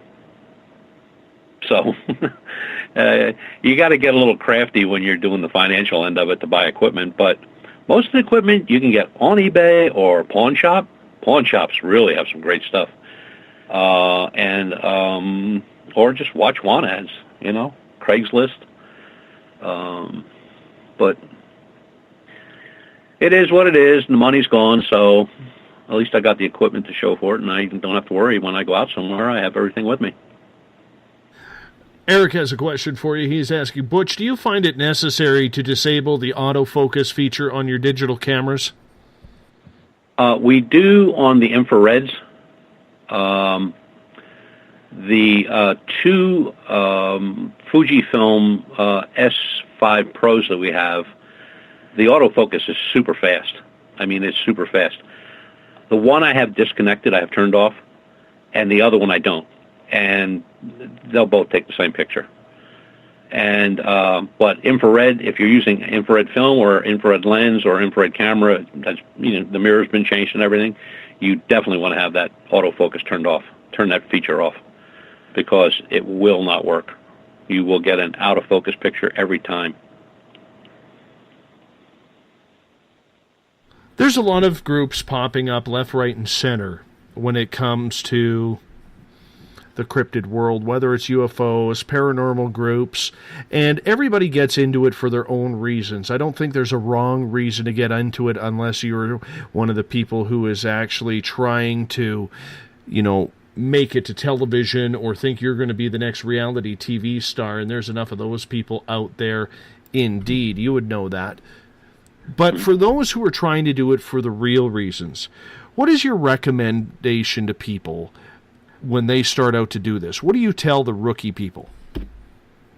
Well, I get asked that a lot at conferences or speaking engagements, and one of the things is and I got it 10 years after I was involved when somebody sent it to me and said, look this over and see if you match up to it. And it's the characteristics of a paranormal investigator. Now, that includes cryptozoology, ghosts and UFO. And he said, before you invest your time and money in pursuing a quote-unquote career, because nobody pays you for it. I don't know why I used the word career. As a paranormal investigator, he said, one of the things you got to consider is whether you have the right temperament and the characteristics needed to do that job. And when you think about it, clearly it's not a pastime for the faint-hearted. And, but equally, thrill seekers don't always make the best paranormal investigators either. Hence the guys running around with the pork chops on the trees. So ideally, I think a paranormal investigator should be level-headed, absolutely. Open-minded, absolutely. Objective, another word I'd use would be confident. Calm, patient, and an excellent communicator. Because no matter what you do, whether you're communicating it to a team member or you're communicating to a radio show or an objective listener or at a conference or anything. you should be a good communicator. But I think the most important characteristics out of all of them, I would say, would be the objectivity. I mean, the open mind, regardless of how bizarre it sounds, unless you could prove it can happen, then, it's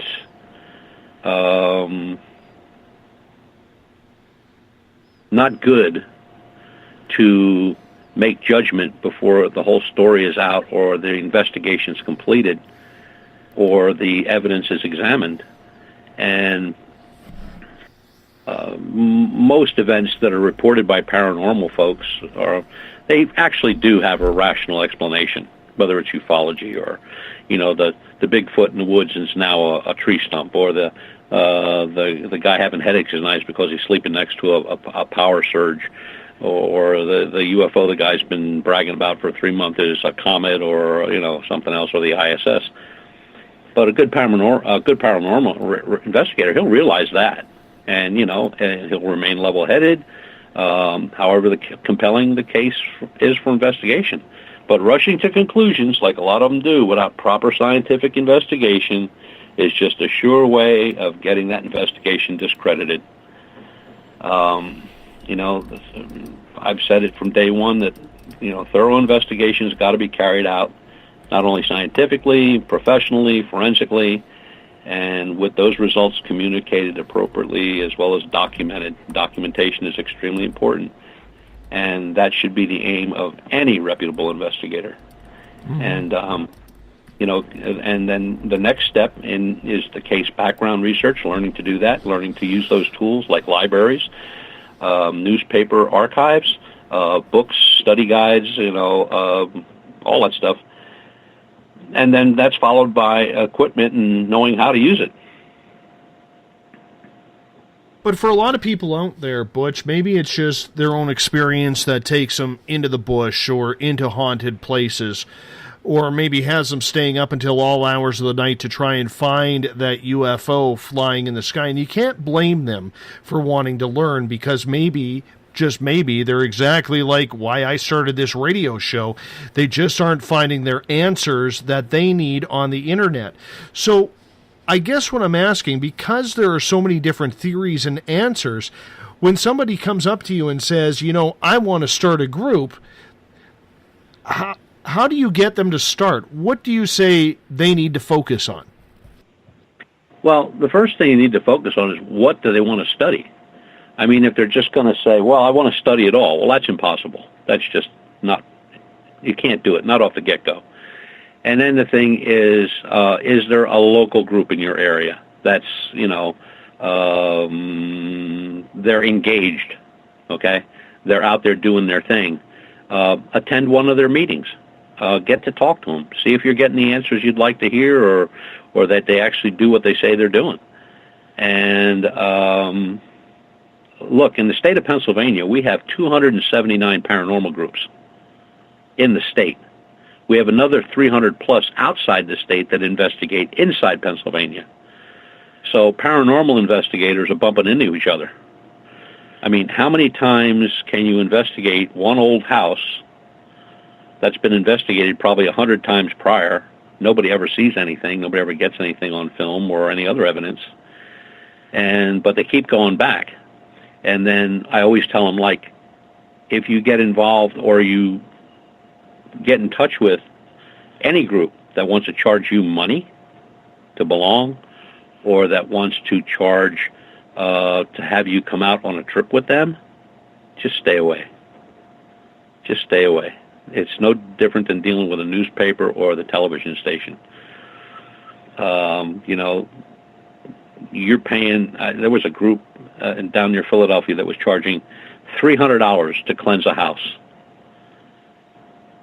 The majority, almost 99% of their clientele, were widows and widowers. So the guy loses his wife, or the wife loses the husband, and they think that there's something going on in the house. Of course, these people show up if they get called, and they're going to cleanse the house, and they're going to agree with everything the person says to them, and then you cross their palm with silver, and miraculously all this stuff is done.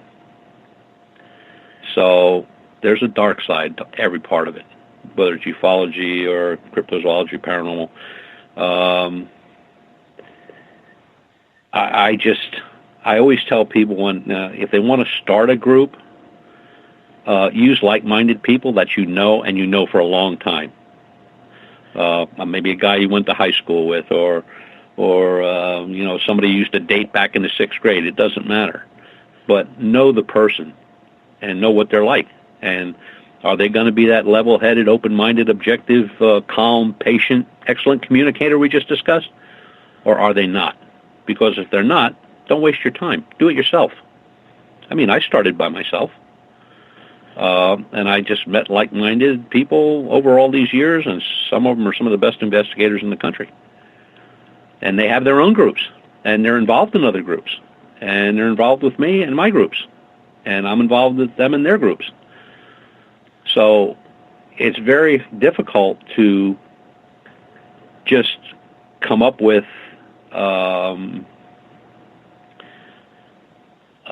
group of folks and saying, okay, tomorrow we're going to become investigators for the paranormal. We're going to buy some hats and T-shirts, because I will guarantee you that there will be an argument within 6 months in that group, and that group's going to break apart, and those two people are going to go out and start 2 new groups with more hats and more T-shirts, and it just goes on from there, and hence you have 279 paranormal groups in the state of Pennsylvania. And that's just recorded. Yeah, backstabbing and bad-mouthing and people getting pissed off because, well, I got 10 reports last month. Well, hell, we got 250. And, it just goes on from, it's like kid stuff. And I always said, look, if these people would put all that energy that they spend either defiling each other or knifing each other or talking about each other or bad-mouthing each other or starting new groups and bad-mouthing this group and that group and they don't like this radio show, and they don't like this guy, and they don't like that host, and this speaker's no good, and his books suck, and they go on and on and on. If they take all that energy and combine it into what they're looking for to begin with, they'd be way ahead of the game. But they don't. It's easier to go out and run your yap than it is to go out in 20-degree weather, climb in that van outside, drive 5 hours, get out in the freezing cold, set up equipment, try to keep warm. And it's a whole lot easier to sit home and just badmouth somebody over a telephone or over Facebook or Twitter or whatever. And I tell people, be very careful when you go to start a group. Make sure you have people that are like-minded, that are thinking like you, that want the truth. And that's all it's about, finding the truth. There's nothing else involved here. Oh, there's the equipment, there's the people, and this, that, and all that stuff. But when it comes down to the bottom line, you want the truth. And once that's in your head, you will just keep going there. And that's what will make you successful eventually. A lot of these groups don't understand the word focus. And what they do is they hide behind the word science. And that is a real pet peeve of mine around here. Spaced Out Radio listeners know, they've heard me say that umpteen dozen times on this show. Do you think a lot of these new groups, or even well-versed groups in the paranormal field, using it as an umbrella word, tend to hide behind the word science, and maybe it's because they don't really have a focus on what they are trying to solve? Out of all the investigators I've met and talked with and worked with over the years, there is just certain types of individuals that, I'm trying to be nice here,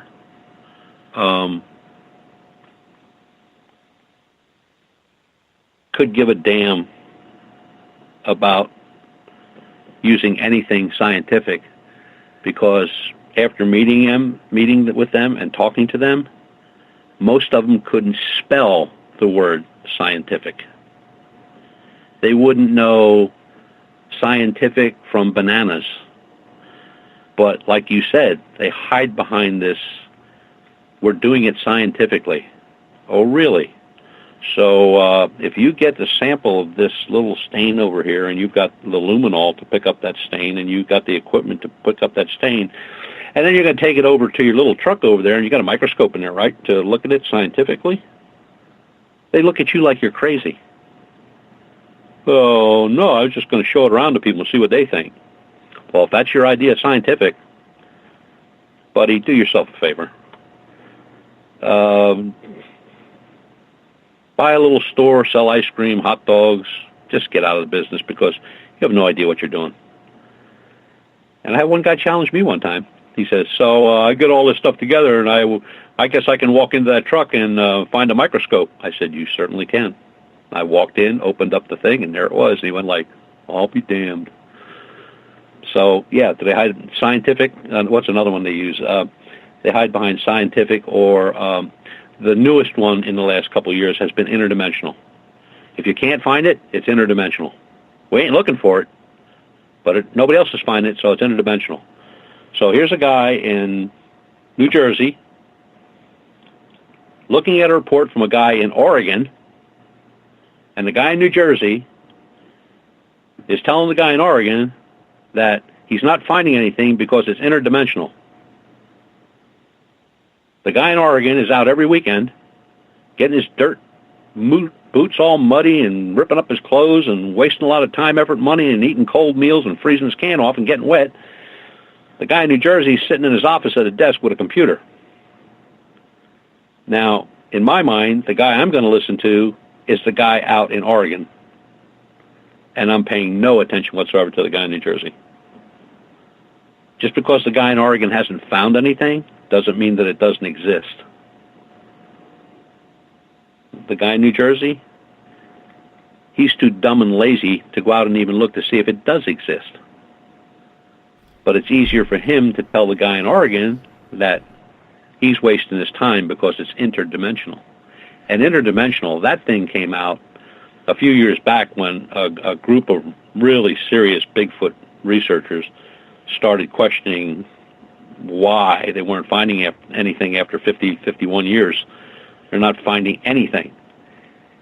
And some fool popped up and said, well, that's because they go interdimensional. There was almost a fist fight that probably would have got most of the state police involved. Well, you know what, though? You know what, though, Butch? I will concur that it is a possibility. And I fully agree it is a possibility.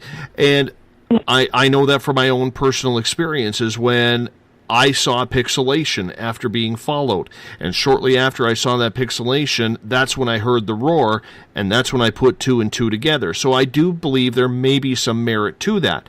But the point that I'm trying to get at here is there's a big difference between, if we take Bigfoot just for a moment here, between science and opinion.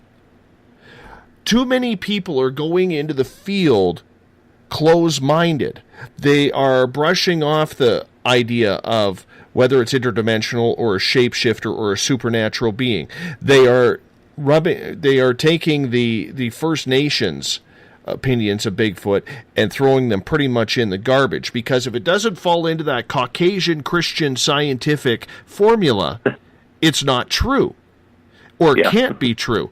So when I see all these people out there looking for Bigfoot, and they're saying, we're looking for a bipedal animal, you know, that's Gigantopithecus or Nephilim or the American great ape, I sit there and I shake my head and say, how can you sit there and take other opinions and cross them off the list before you've even investigated? Just because you have gone into this field with a preconceived notion doesn't mean that they're wrong. You're eliminating possibilities and theories just because of your opinion. So therefore, anything you do scientific is null and void at this point, is it not? That's correct. Everything you said is right on the money.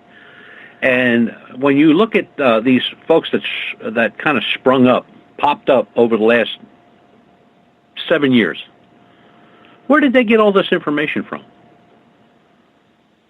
surely from not out in the field. They weren't out there. They got it from watching YouTube.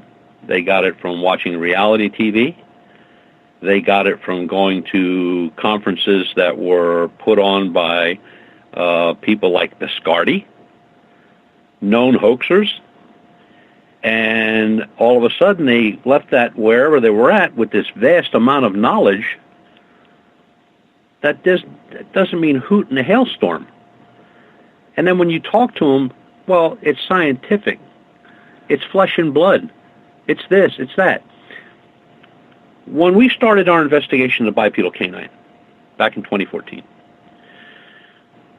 the description of what the people were giving us, how it acted, this, that, and the other thing, one of the very first people I contacted was the indigenous to get their story on a skinwalker. What is a skinwalker? Tell me.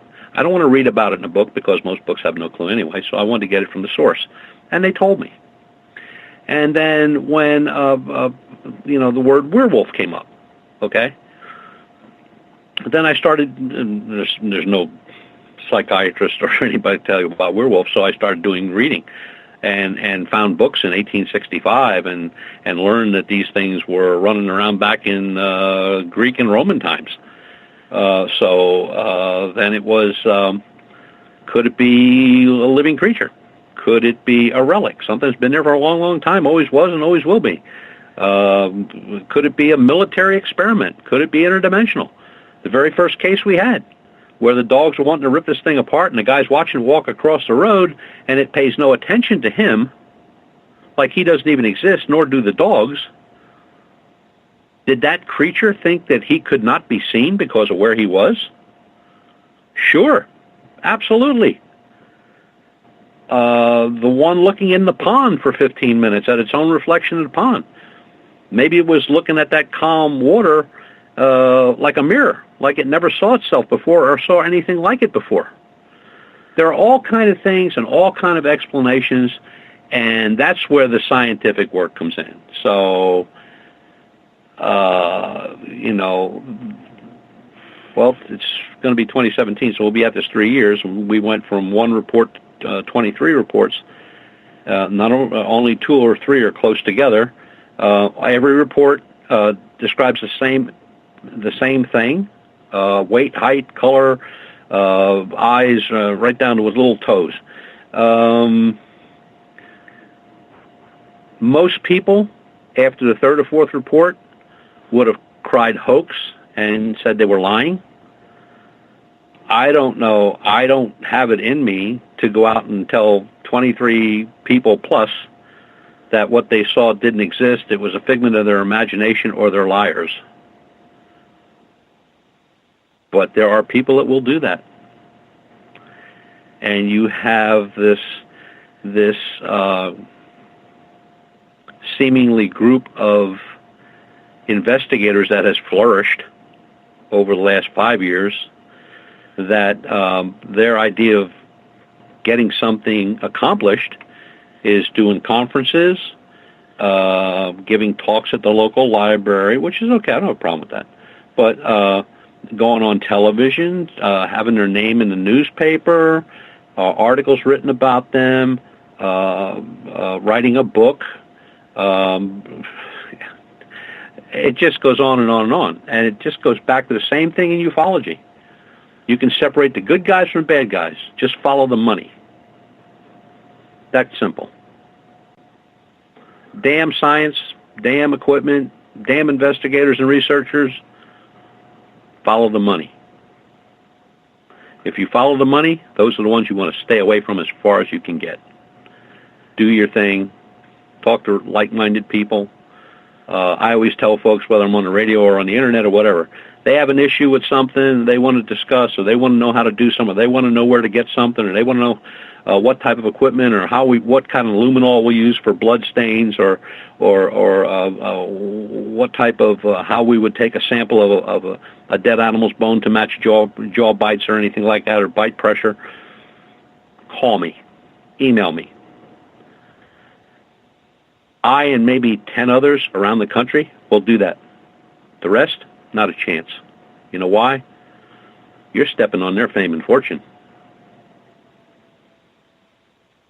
Sad, but it's the way it is. It's always been that way. What about these rookie people coming into the field who feel they need to join a big group, whether it's a Sasquatch group, whether it's a paranormal team like TAPS or something along those lines, and they feel it's necessary to gain some sort of credibility because, hell, they had a TV show, so they must be credible. What do you say to those people? Be careful what you wish for. You know, I watched one TAPS.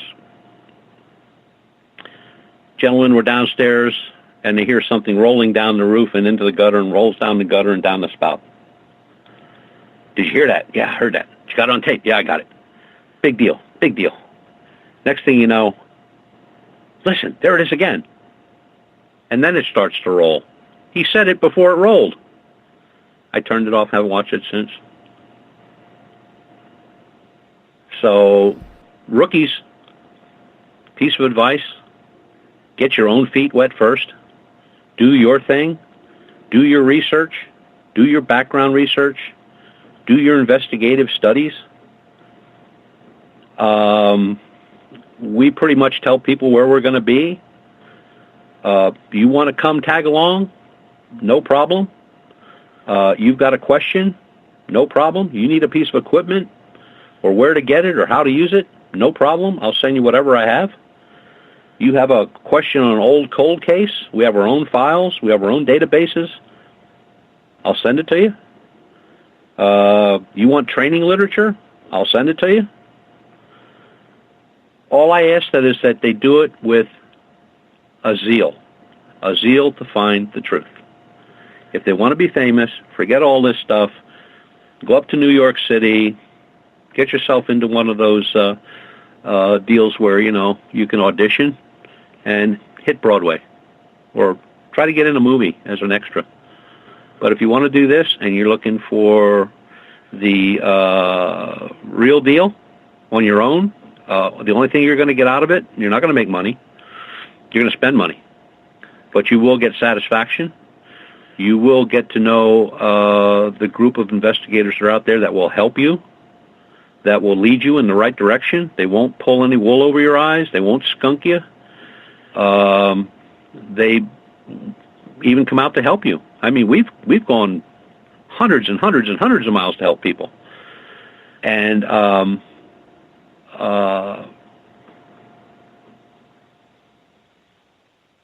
just be honest and true to yourself with your investigations, I guess is what I'm getting at. And whether you're a rookie, yeah, you can call yourself a rookie until you see your first flying saucer or a craft, or you see your first what you think is a Bigfoot or a bipedal canine or whatever, or you're in a house and something pushes a bunch of stuff off a wall in front of you. That's when you know you're on the right track. And be observant. Watch everything. Just be aware of everything around you. Even before you go into a house to do a paranormal investigation, do a background check on the place. I mean, that's free. You can get that at the county courthouse, any county courthouse. You can find out when it was built, who owned the land, how much it sold for, how many people owned it. And there's that always little kink that pops up every now and then. What do you mean there were 5 people murdered in the upstairs bedroom? You see what I'm saying? Now, that's doing homework. But most of these places, they just, you know, give us your dues, come on in, sit down, we'll talk, and then you can go home, and that's the end of it. I always tell them, a real researcher and investigator always has dirty boots or ripped clothes, or they lost a cell phone, or they broke a pair of glasses. I mean, they've done something out in the field. And there's going to be days of disappointment where you sit out all day and you'll freeze your can off. You don't see anything, or it's too foggy, or the weather isn't agreeing with anything. Just chalk it up as just another day and start all over again the next day, or plan your next trip. And people would be amazed, the reports around their own houses they don't even know about, you know, in their own areas. I told a guy one time that in the county, which is actually below me, I said there were actually 3 Bigfoot sightings in that county, one in 58, one in 60, and one in 72. He says, I never saw anything like that, so I mailed him the 3 reports. He goes out every other weekend with his older son and his nephew. Every other weekend they go out looking because he lives right in the area where they happened. So are the chances good that this guy may see something or may find something? I'd say better than average. So rookies, follow your heart, follow your mind, do your thing, and just remain open-minded. I mean, anything can happen. Mm-hmm. Always be careful. You know, we have certain rules and regulations we go by as far as when we're out in the field that, you know, for self-protection, and I'm not talking about driving a 50 caliber machine gun on top of a Jeep, but, you know, we take precautions. We know what animals are there and which are friendly and which aren't.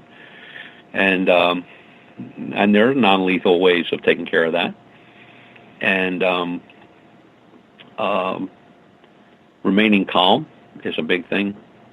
So if you see something, you don't want to be jumping up and down. You might jump through a hole in the floor. And running through, I do not recommend running through the woods at night with a flashlight. It'll only take one tree limb to put you on your ass or take an eye out, and you may want to rethink the whole story from the beginning. It's tough for rookies because nobody wants to help them. They want them to join the group, pay the money, buy the hat, get the jacket, get the T-shirts, help us unpack at the conference. Can we use your truck to haul all this stuff? I mean, that's what it's all about. So I always tell people, try it on your own first. See what you think. Buddy up with somebody that you know. I mean, somebody you know and trust. And one of the things that bothers me is not a lot of females at all involved in all the realms. Mostly they are, but they are in the paranormal realm. Not too many out there looking for Bigfoot or UFOs.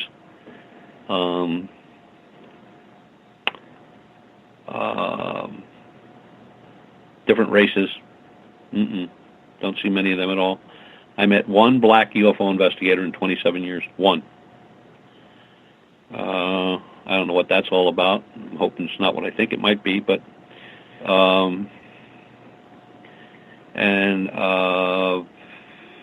I've taken out a person that is handicapped to a Star Watch.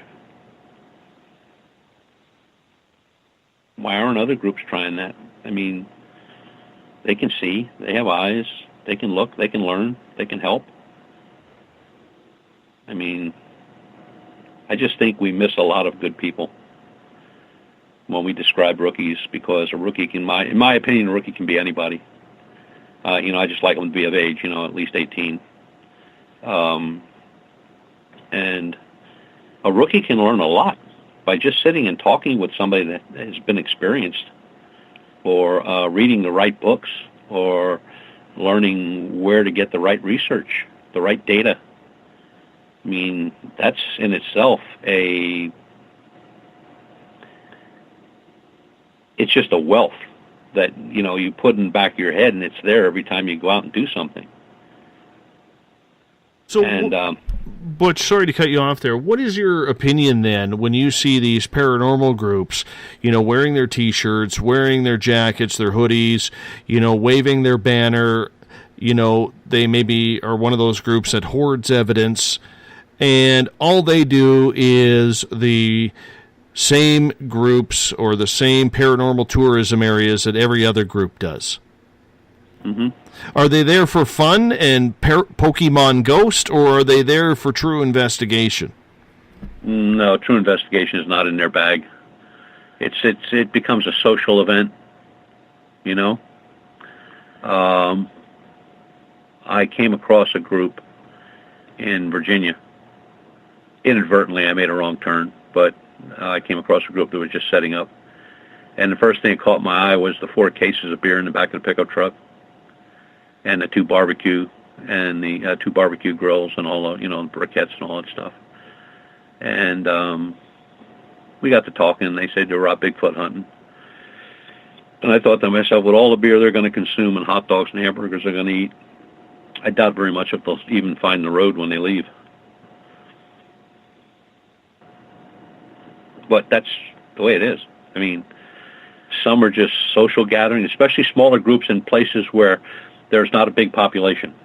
Okay, Western Pennsylvania, Southern West Virginia, Southern Virginia, the out-of-way places, you know, the mountain people down along the Appalachian. The groups down there usually are 4, 5, maybe 6 couples, and you know, they go out and do their thing, and it's party time. There's no real investigation being done, and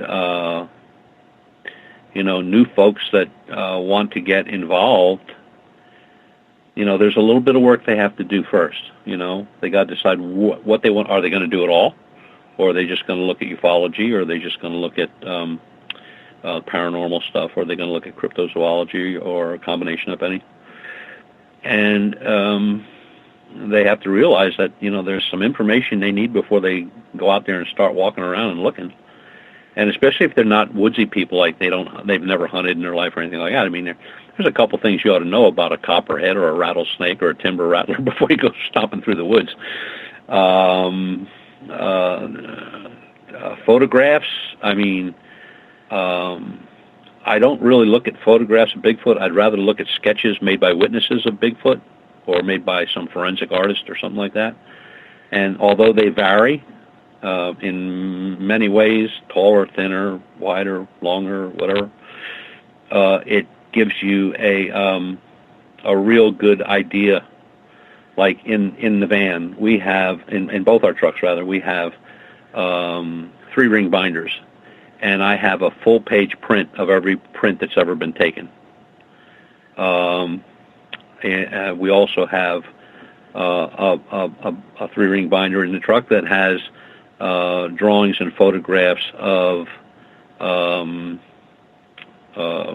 UFOs, all shapes, sizes, colors, when they were taken, what year, this, that, and the other thing. And the same thing with paranormal. We have some ghost photographs in there that have not been debunked, can't be debunked. And most of those are from Europe anyway. But it's tough to get started, because if you go the route of going to a group, you may pick the wrong group, and you may be off on a bad start before you even get started. So I always say, you know, do the background work first, and visit more than one group, and see if you fit in. If you don't feel as though you fit in, or you think that, you know, these people are a little over the edge, or, you know, maybe they should be committed, or something like that, then you need to back out of it. But I found that most of the folks that go out on their own with 1 or 2 or 3 people that they know well or are close to, they're the ones that do a lot better. And they're the ones that I'll go out of my way to help, too. Because there's no hierarchy that I've got to check in with, or I've got to get permission from, or anything like that. Because when they say, well, I need to talk to the president to see if you're allowed to come over here and show us that, don't bother. I got more important stuff to do. So have a nice life. See you. Bye. So when you talk to these people who are interested in getting involved, do you remind them that it is a dangerous place, like you just mentioned, going out in the wilderness at night? If you're not an outdoorsman or haven't had a lot of experience outdoors, there are dangers out there. But it goes the same for paranormal investigation too, because spirits can attach. And most people out there who are hunting today, they don't protect themselves before or after a paranormal investigation. Do you buy into that theory? Well, look, you know, there was a gentleman 4 or 5 years ago, was on a paranormal investigation by himself. He fell through the floor. He's dead. He broke his neck. They didn't find him for 3 weeks. Nobody knew where he went. When I see investigators in the field and they don't have a small first aid pack in their kit, or they don't have first aid equipment in their vehicle, or you know, anything, even a snake bite kit, they're just asking for trouble. I mean, you don't have to get bit by a snake to bleed to death or die of poison. I mean, you can fall on something and, you know, cut an artery or whatever, And, somebody says, well, I got a sock we can wrap around that. Well, I don't know if you want to put a dirty sock around an open wound. But we have a whole list of stuff that we put together years ago before there's a trauma kit in that truck. I can handle anything from a broken bone up to if you need oxygen. Everybody's first aid trained. So, might not save your life, but you ain't going to die on my watch. And especially these folks that run through these cemeteries at night chasing orbs. Do they have any idea what would happen to the human skull running into a granite headstone? Be like throwing a sour peach up against a brick wall. And you're always so descriptive. It's so mild in your descriptions. Well, I'm only saying that one especially because when I was a police officer, we were on a Halloween watch, so there were two guys in a car. Yeah. And I had a brand new rookie with me. And there were some kids running through the cemetery, and before I could say anything, he jumped out of the car and started going through the cemetery at full gait. And all I heard was thud. Ugh. I grabbed the flashlight and went walking around there. He laid, and 17 stitches later, he was much better. We're down to the final 30 seconds. Butch, I'm going to get you to hold on. Butch Witkowski is our guest tonight from UFOcop.com. That's UFORCOP.com. If you want to check out his site, he investigates everything. He's based out of Pennsylvania. One of the best who comes on this show on a monthly basis. We call it Strange Days. Butch is here the final Monday of every month. You're listening to Spaced Out Radio. We'll be back after our final break of the night right now. The SOR Sightlines is the place for you to find answers to your strange experiences. Hi there, this is Mike Schmidt. If you have had an encounter with ghosts, UFOs, Bigfoot, ETs, or anything else that doesn't make sense, head to spacedoutradio.com and file a Sightlines report. All information you give is 100% confidential, and I will personally help you find the answers you need. SOR Sightlines, your answers are a click away.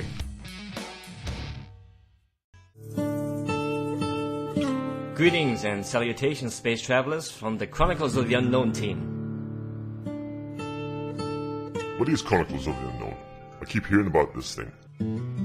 It's a new paranormal reality TV show based right here in beautiful British Columbia, Canada. Follow our team as we uncover claims of activity on the Caribou Gold Rush Trail. You can also follow us here every third Monday, where two members of our team will be available to answer your questions. We'll give you some equipment updates and some of our experiences on the road, right here on Spaced Out Radio. Hi there, I'm Butch Witkowski, lead investigator with UFO Cop. On the final Monday of every month, you can listen to me and host Dave Scott on Spaced Out Radio's Strange Days. We're going to get to the heart of the matter when it comes to what's happening out there. People are seeing and experiencing things from ET contact to Bigfoot, and I want to hear about it.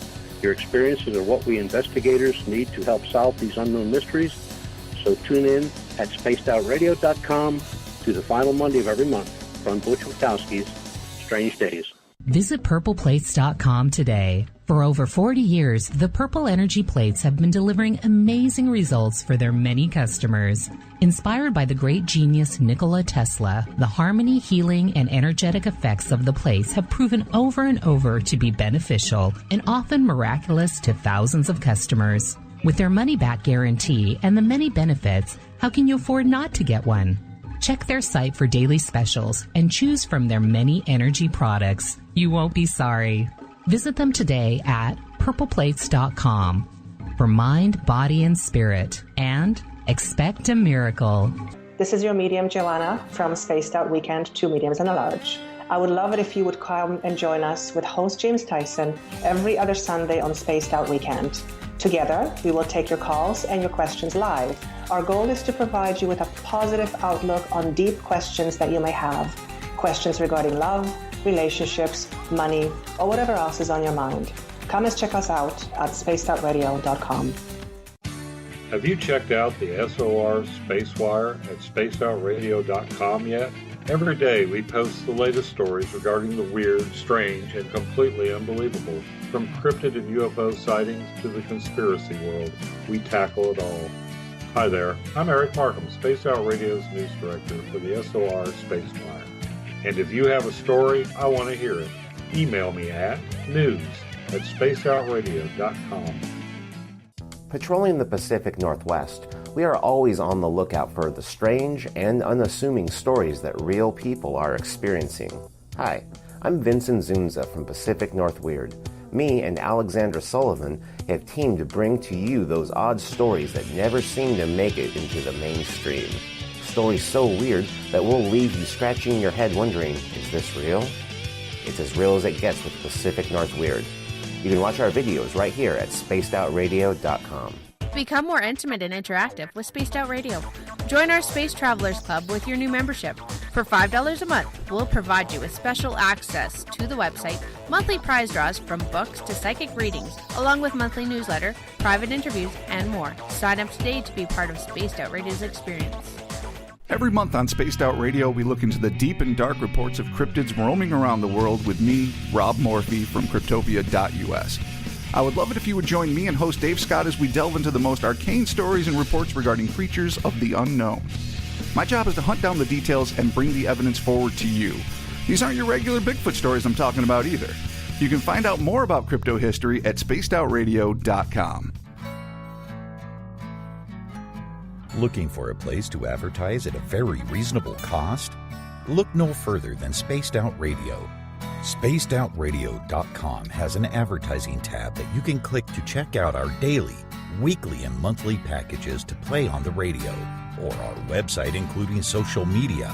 From commercial spots to banners, we have it all. Check out our competitive pricing today.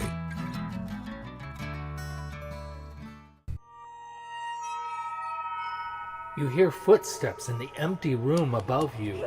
A rocking chair begins rocking by itself. Don't be afraid of the things that go bump in the night. Reach for Spirit Storybox, the iPhone app the Huffington Post UK called the only ghost hunting app you will ever need. Spirit Storybox. The spirits are telling their stories. Are you listening? Strange creatures lurking in the night, the sounds of wood knocking in the forest, odd happenings right out of a fictional world. These are the reports I love. Hi there, this is author Ronald Murphy, and I would love it if you join me and Spaced Out Radio host Dave Scott the second Wednesday of every month on our journey into the unknown land of cryptozoology at spacedoutradio.com. From Mothman to Frogman and everything in between. Hey, they don't call me the crypto guru for nothing. Did you know that Spaced Out Radio runs 7 days a week? Hi, it's James Tyson from Spaced Out Weekend. Every Saturday and Sunday night, starting at 9 p.m. Pacific, midnight Eastern, you can join me and my guests for some great chatter about what's going on out in the universe, or even in that dark part of the basement you really don't want to go back into. Well, let's find the answers to your experiences together. So come on up to Uncle Jimbo's cabin on the weekend. For more information, look us up at spacedoutradio.com.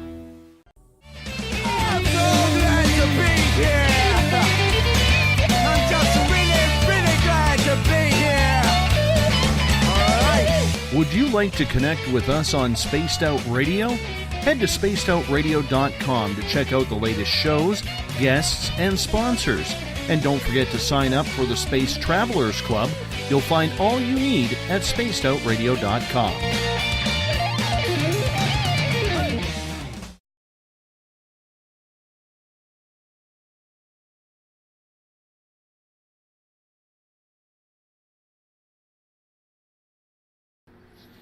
Welcome back to the final hour of Spaced Out Radio tonight. Tomorrow night on the show, John Carlson will join us.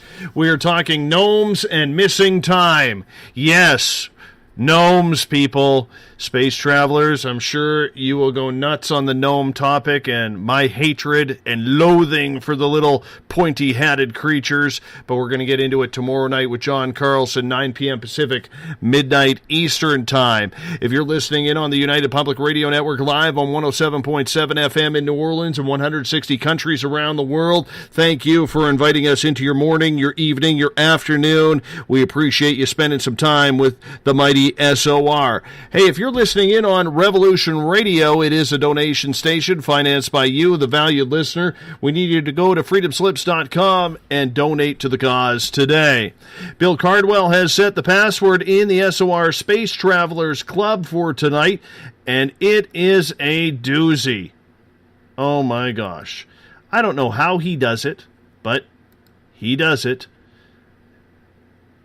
I don't even know if I should pronounce it.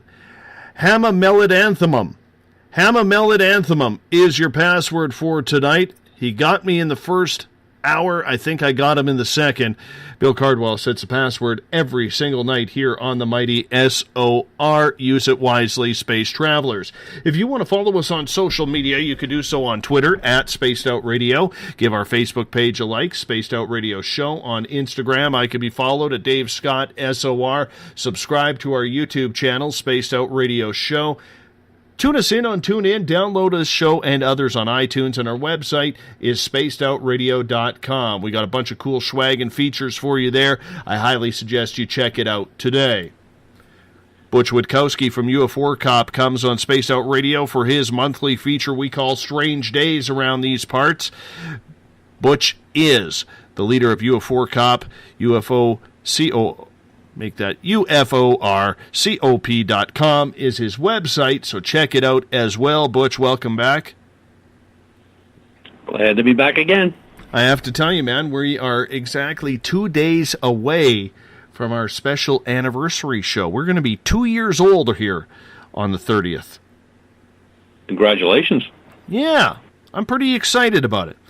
16 hours a day for 2 years? Hey, what the hell, my friend?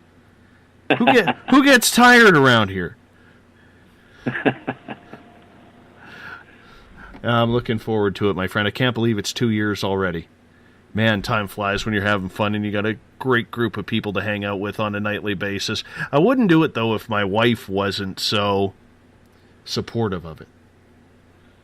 You know, because we can't do that without the support. Yeah. Yeah, I mean, my wife's very supportive of what I do. That is true. That is true. Letting you go around spending all these dollars on all the technology that you got. Hey, I want to get to a few questions here. Let's get to Eric's question first off. He's asking, did you ever make it to the Parkway to the Brown Mountain Lights yet, Butch? Nope, that's still being scheduled, and I have his name on there on my worksheet that I will not forget to let him know when and where we will be. I'm sure Eric will join you on that one. And he also wants to know if you've ever heard of Harvey Pratt and what your thoughts are on him.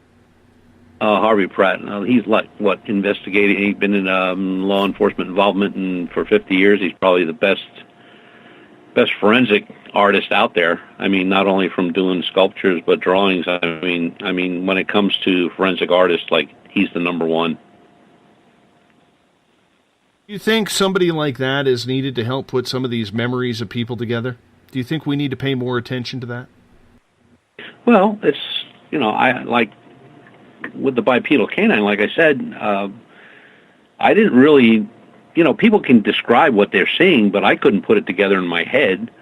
And I got a hold of a forensic artist out in western Pennsylvania, in Montana, and I sent them the first 9 descriptions, nothing to do with the report, nothing where it was, who, what, nobody involved, only the descriptions of what the people gave to me. And I sent all 9 descriptions, and I said, tell me or show me what this thing should look like. And then, hence, we got the picture. When I showed it to the first 9, I mean, they said, that's it, that's what I saw. I wish there would be more people volunteering their time to sketch this out, because if I tried to sketch anything out, I can't even get a stick figure right, my friend. It is that bad. It is that bad. Well, that's a special talent. I mean, because you're giving them words, and they've got to translate those words now onto a paper with a picture. And that's a lot tougher than people think it is. Forensic artists, whether they're the type that, do the sculpturing or the type that just do the drawings, I mean, they're very, very talented people. And there aren't a whole lot of them out there. But if they would pay more attention to the paranormal, we might be able to get some credibility to it. Well, Pratt does a lot with Bigfoot. I mean, he does a lot of Bigfoot stuff. But I think he's pretty much the only one I know. There are some local artists that I've met over time. There's one here in Pennsylvania, does some pretty decent work. But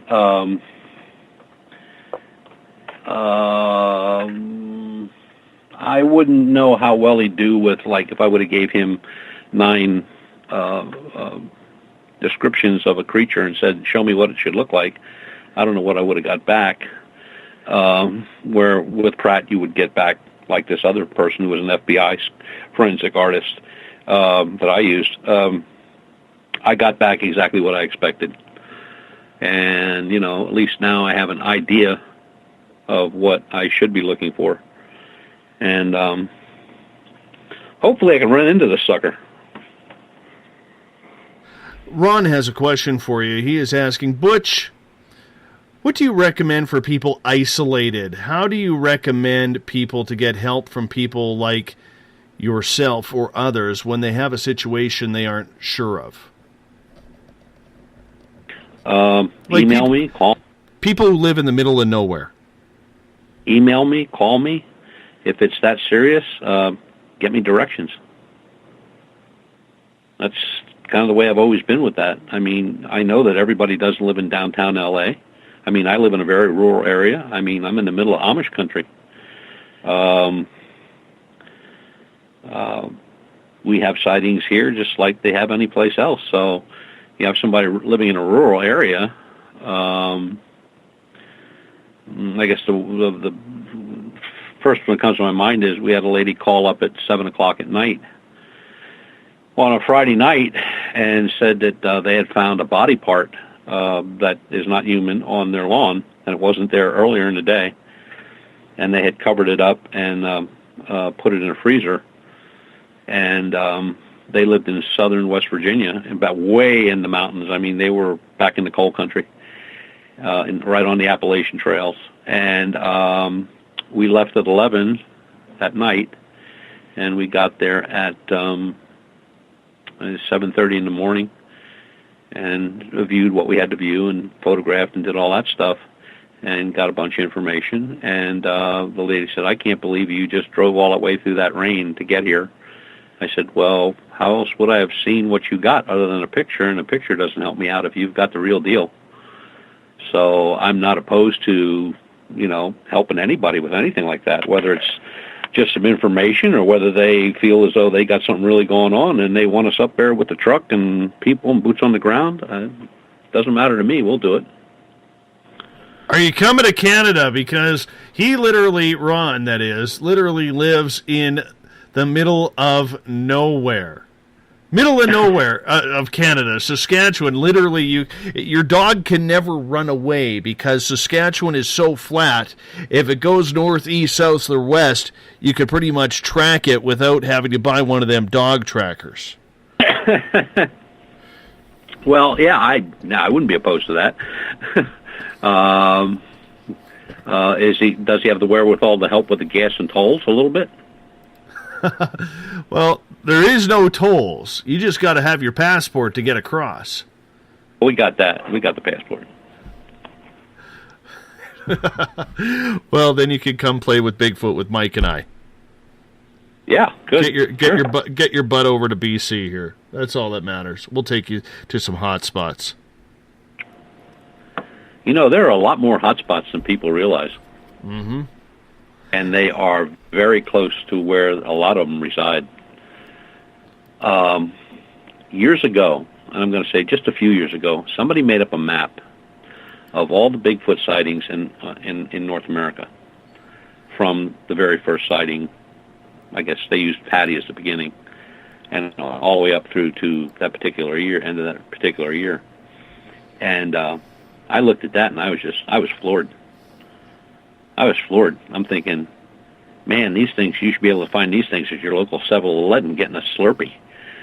And then when we blew the map up and we made a couple topos out of it, in other words, we put it into squares and in different areas, And it's amazing that almost all of them are in deep wooded areas or mountainous areas or parts of mountains and deserts that nobody ever visits or walks through.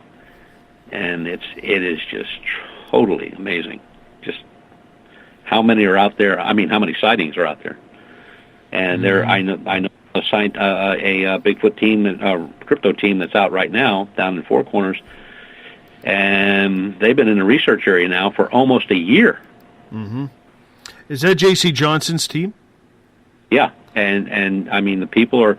I mean, they're taking care of them. They gave them a place to sleep. I mean, they had another residence, I believe, on the property. They took that over, pretty turned it into like Bigfoot Central.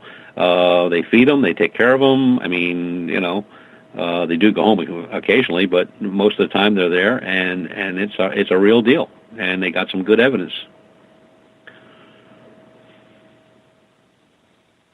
Do you find that when you're out looking for cryptids like Bigfoot or Dogman, that there are hot spots in areas where other wild animals are running around? And the reason why I ask that, I got tipped off to an area up here where there's a lot of Sasquatch sightings. It's near an old mine shaft. But the problem is there is a high population of not only grizzly bears, but cougars in that area as well. Do you find that with a lot of cryptids? No, we find quite the opposite. Some of our research areas are caves, mines, old abandoned buildings, which Pennsylvania is littered with, old manufacturing plants, insane asylums, old hospitals that closed back in the late 1800s, early 1900s. And one of the things that always kind of amazed me, or really kind of slapped me in the back of the head a little bit, was the fact that when we were in those areas where we should have seen black bear, brown bear, cougar, this, that, and whatever, we don't see anything. There's nothing there. It's just like, you know, every predator knows that another predator or bigger predator is close by. And it just seems, even when we went on our very first expedition, we went a whole weekend, we were in the middle of Animal Central in Pennsylvania, largest deer herd, bear, cougar, coy wolves, coyotes, everything that walks, crawls, or flies. And in that 3-day weekend, we saw or heard absolutely zero, nothing. That even the park ranger, the federal park ranger, said, "This is really weird." He said, "I haven't heard anything." And I said, "We're not picking up anything either. We're not picking it up on our sound detectors. We're not picking anything up on cameras. We're not picking up anything." He said, "Very strange." And he said, especially with the coy wolf population in in Pennsylvania, they estimate to be over 200,000. And that's just, you know, the mating of the coyote with the Canadian gray wolf. And he showed me pictures of them. He said, "I can go out and take pictures of these all day long, all night long." He said, and pictures of groups of 10, 12, 8, 6. Nothing. We didn't see or hear anything. So when I did talk to the indigenous about that, out in Oklahoma, those folks said, "Look, if a predator's around," which a skinwalker would be, he said, "there's not going to be anything else around. They will just stay clear, be quiet, or move on."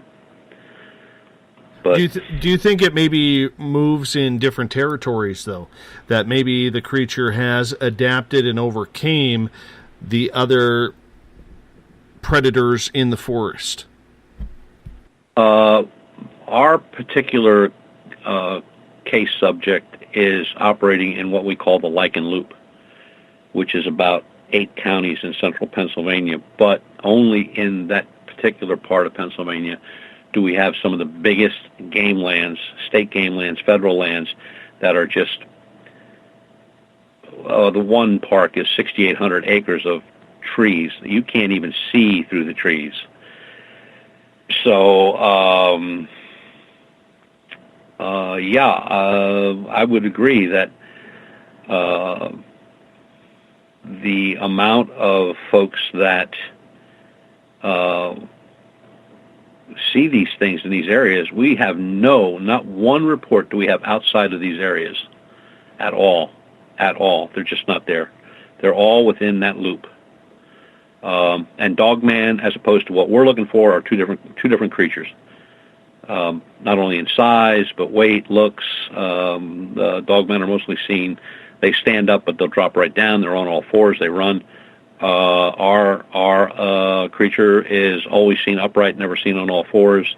More wolf-like, much larger. So I don't think we're dealing with a Dogman. And besides that, Dogmen are seen, scavenging in garbage cans, walking down streets, running along railroad tracks, et cetera, et cetera, et cetera. And ours are not seen anywhere outside of that loop. And they're not seen in public or anything else. Plus, like Bigfoot, when Bigfoots are encountered, rarely do they stand their ground. They just will either walk away or they hide. Same thing with Dogmen. They particularly, just walk away or run away. Our guy, he just stands his ground. He don't move. He ain't leaving. You're leaving. And he instills that mental fear in you, and we've had him accosted now by 3, 4, 5 people with weapons, high-powered weapons, and they refused to fire. They just backed out and got in their truck and car and took off. So when you see these creatures in these areas, and Shar brings up a very, very good question, do you find in these areas that maybe in some of the hot spots the government has interfered to keep things quiet? Well, that's a really good question, and I'm going to give her a really good answer. Right in the middle of all this area, we have, and this is in the middle of the largest state game land in the state of Pennsylvania, is a nuclear reactor that was shut down in the late 90s. And it was built to develop a nuclear engine for small aircraft like a Piper Cub or a Cherokee or something like that. And that area is still marked as no zone and still closed off. Now, we are planning an expedition in early May up in that area. So that, and we've had reports of encounters with military personnel, and there are no military bases in that area whatsoever at all.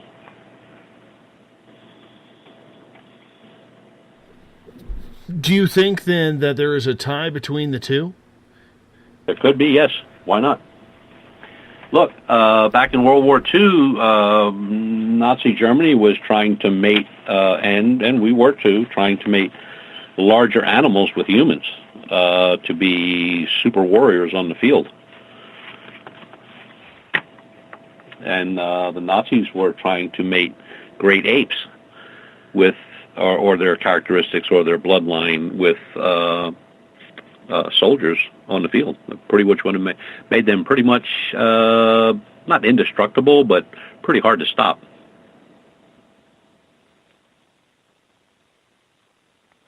I just find it very, very strange that in certain areas it seems that the government seems to block any type of sighting whatsoever. And it takes me back to Mike Smith, who a few weeks ago ran into a conservation officer that he knows.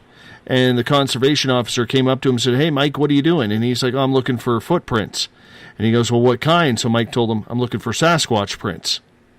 And Mike expected to be laughed at, but wasn't. That led to a half-an-hour conversation with the conservation officer basically saying, "Look, I've seen some weird things and strange things out here that I can't explain, but we have been told as conservation officers that if we discuss it, especially publicly, we're probably going to lose our job." Why do you think there is such an attitude like that in the paranormal? Well, just the fact that to have it come out that the government was trying to mate apes or wolves or whatever with humans, I mean, that uproar would be pretty much unbelievable. So, and I've heard that exact story, like Mike heard from that guy, the conservation officer. I've heard that from federal game officers, where they've seen things and they're just said, ain't talking about it, but You're on the right track, son. Just keep on plugging. You'll see it. Wow. It is tough, So though, when you have an individual whom you're supposed to respect, like we're supposed to with all people with badges, who is saying, I've seen weird things, but if I say anything, I got to risk my career over that. Nobody should have to risk their career over seeing Bigfoot in the forest or maybe Dogman tracks or something along those lines. That's their job, is to protect, and if there is a potential danger from an unknown creature out there, Butch, they should be talking about it, should they not? Yes, and some do when they retire, and then they lose their pensions.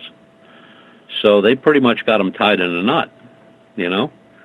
And if I get any information from folks, you know, in that line of work, one of the things is I don't share it. And their name is just kind of disappears on anything I got. But, I mean, some of them do come through and tell you what they've seen or heard. And then there's others that just, they got the fear of God in them, that, you know, they'll lose their job, lose their pension, and then what happens? You know, you're 65 years old, you built up a good pension, all those years working for the government, and now you got nothing. Pretty potent threat. Well, it is a potent threat, and it's a threat really that doesn't make sense. I can understand a government official, a military official, saying, do not talk about this. But when you are covering up Bigfoot, or you're covering up Dogman, or whatever else is lurking in the forests or the swamps, that leads to a whole plethora of ideas that there is one giant cover-up going on with these cryptid creatures and that they do exist. Because if they're not allowing their own officers or their own rangers or conservation officers to talk about this publicly, the way I look at it is, what would the detriment be if there wasn't some sort of cover-up that the government wasn't involved in? Yeah, well, I mean, those stories go back a long way in many areas of the country. And, it's like when you do talk to an officer about something, no matter what it is, it's almost like they're predisposed not to discuss it. You can tell looking at them and the way they're looking at you that they know something, but they just have this predisposition not to even let it come out through their lips. And I think that's a pretty potent fear. And then there's always the fear of, like, if you talk, you're going to disappear, which is a pretty potent statement right there. It's tough. I mean, government's a lot more powerful than people think, and it's been going on since dawn of time. I mean, this is just not something new. I mean, there were people that talked about human mutilations back in the 17th century. There were people that talked about crafts back in those times, and beyond, and before that.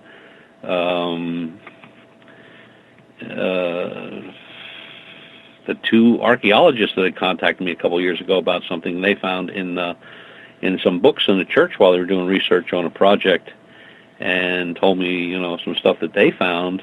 And they couldn't take any pictures because the church wouldn't allow them to photograph these old books because of the damage a flash could do or whatever. Anyway, they couldn't get any information, so they kind of like made drawings and pencil sketches on tablet and wrote down information.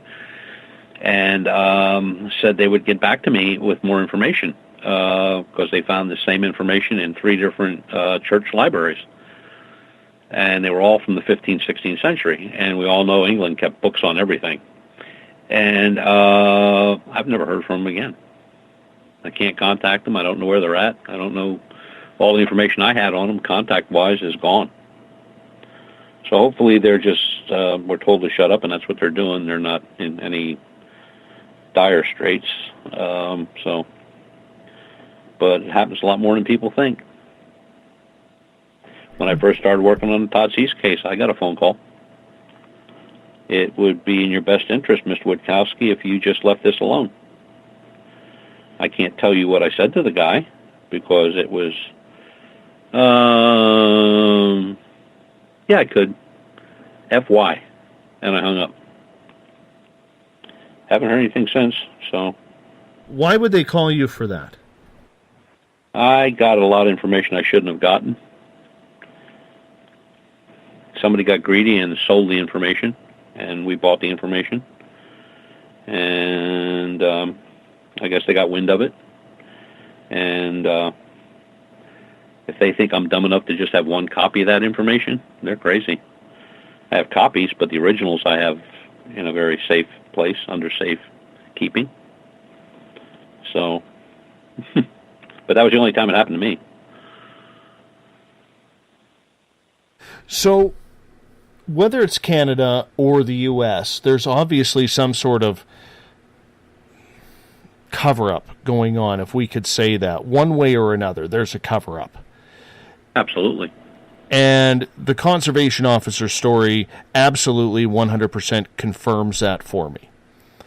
Do you think then, if we take the government conspiracy out of this, whether it's military or supernatural, whatever it is, do you think that maybe there is a lesser ideal behind this, and that is if we prove that there are Bigfoot in the forest or Dogman in the forest, that all of a sudden there's going to be a bunch of researchers out there trying to find them, not like there isn't already doing that, but it also is going to cost a lot of money because now you have to make parks. And parks take a long time to create. You have to have people going through them. You have to make sure that there's no hunting involved. Now you have to create laws. Now you have to create areas of safety for them. There's a whole plethora of money, of ideas and laws that all costs money. Sure, but even with all that said, there are still ways to get your information out without putting yourself in jeopardy. You know what I mean? It could be a letter, it could be a whisper, it could be a phone call, it could be hiring somebody else to say it for you. But you can get the information out. And in some cases, I think that's happened in the past, especially with black projects. Up until not many years ago, nobody knew what the Black Project was in money for the United States. And then when they found out, everybody in the world, including the Congress, was flipping out, wanted to know where all this money came from and how it was being spent. And that went on for a few months, and then it just went away. Drives me nuts, my friend, trying to figure all this. Oh, yeah. This will give you a first-class headache. This is definitely a Bear aspirin moment. Mm-hmm. Well, I mean, it opens up the whole aspect to what are cryptids. Because it goes a long way beyond just Bigfoot and Dogman. I mean, you think about it. We have people seeing, you look at that triangle between Pennsylvania, Ohio, and West Virginia. Mothman, Frogman. I know James Gilliland in Washington State. I mean, sure, some people think he's a little bit off his rocker, but there's a man who brings people onto his property for free anytime if they want to have an experience, okay? And on his property, he's had gnomes, he's had gremlins, he's had absolutely everything. So when we start opening up this whole Pandora's box that we call cryptozoology, and the government has to come clean on this, who knows how many different creatures will come out of the woodworks with that? Sure. I mean, look on the normal side of things. Look how many creatures that were thought extinct are still in existence today. I mean, the Tasmanian devil was thought to died out years and years and years ago, and now they've got a bunch of them running around down Australia, and they've captured one. So there's an extinct animal that's thought to be gone long already, and there it is. And who's to say that Gigantopithecus, or a creature of that size, still doesn't live in those areas of Nepal and around there and northern China. I mean, sure they could. You know, the Tasmanian devil was, you know, when that came out, people were floored. They didn't believe it until they showed one walking around the cage, and they showed pictures of a real one, you know, before they went extinct. And there were pups. So,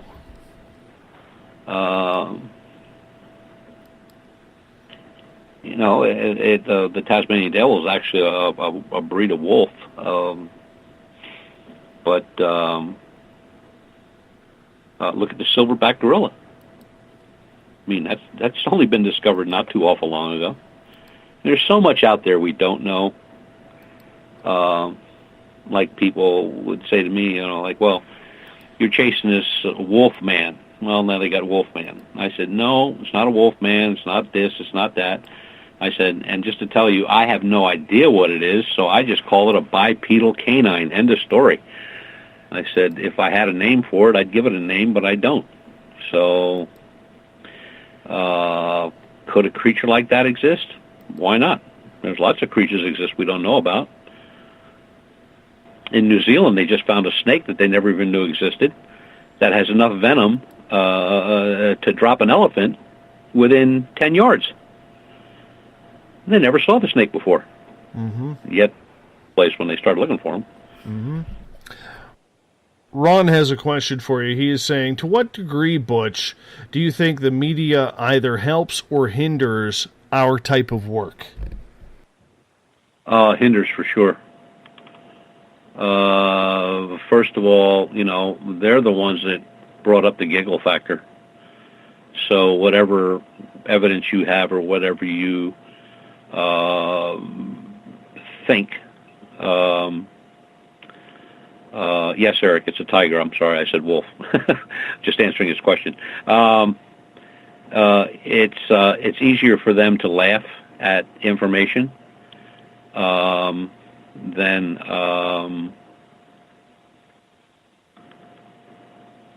let the truth come out.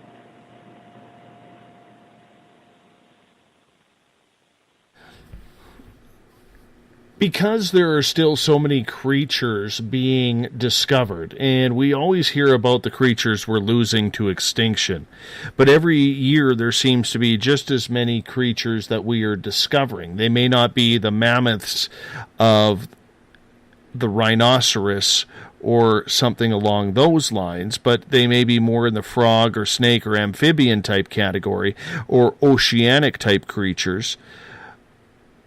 But do you think the forests hold a lot more secrets than what we could even fathom still to this day with all the technology that we have? Mm-hmm. Yeah. I've often wondered how much is out there that we don't know or we aren't even aware of that everybody else knows but us. It's, separating the truth from fiction, I mean, that's a whole job in itself like that. I wouldn't even know where to begin with that because, things are found that are saying they never existed, then they say things that existed are never found. Now they got this baby mammoth that I guess they're trying to clone, and God knows what else they're trying to clone. You can clone anything, I guess. You have the DNA. But is it sure. Is it a cloning program, or is it just nature over the time? That's true, too. It could be. I don't know where they're at with this baby mammoth. Last thing I heard was that they had gotten DNA, and they were going to transplant it in an African elephant because of the size. Be kind of strange to see one, wouldn't it? Something that's been gone for thousands of years. The problem that you have with that is the ivory poachers are still in such force. Where would you put it for safety? because you know there's someone going to pay to kill that thing. Oh, yeah. And they'll pay big money. Just have their picture taken with it. When it comes to the protection of certain things, I'm not too sure. Like I had somebody ask me on a radio show the other night, if I saw one of these bipedal canines, would I kill it or attempt to kill it? And I said, nope. I just want a picture of it, or a footprint, or something that proves that it does exist. I don't need to kill it to get that. Now if he kindly walks up and gives me a blood sample, I'll be tickled to death, but I don't think that'll happen either.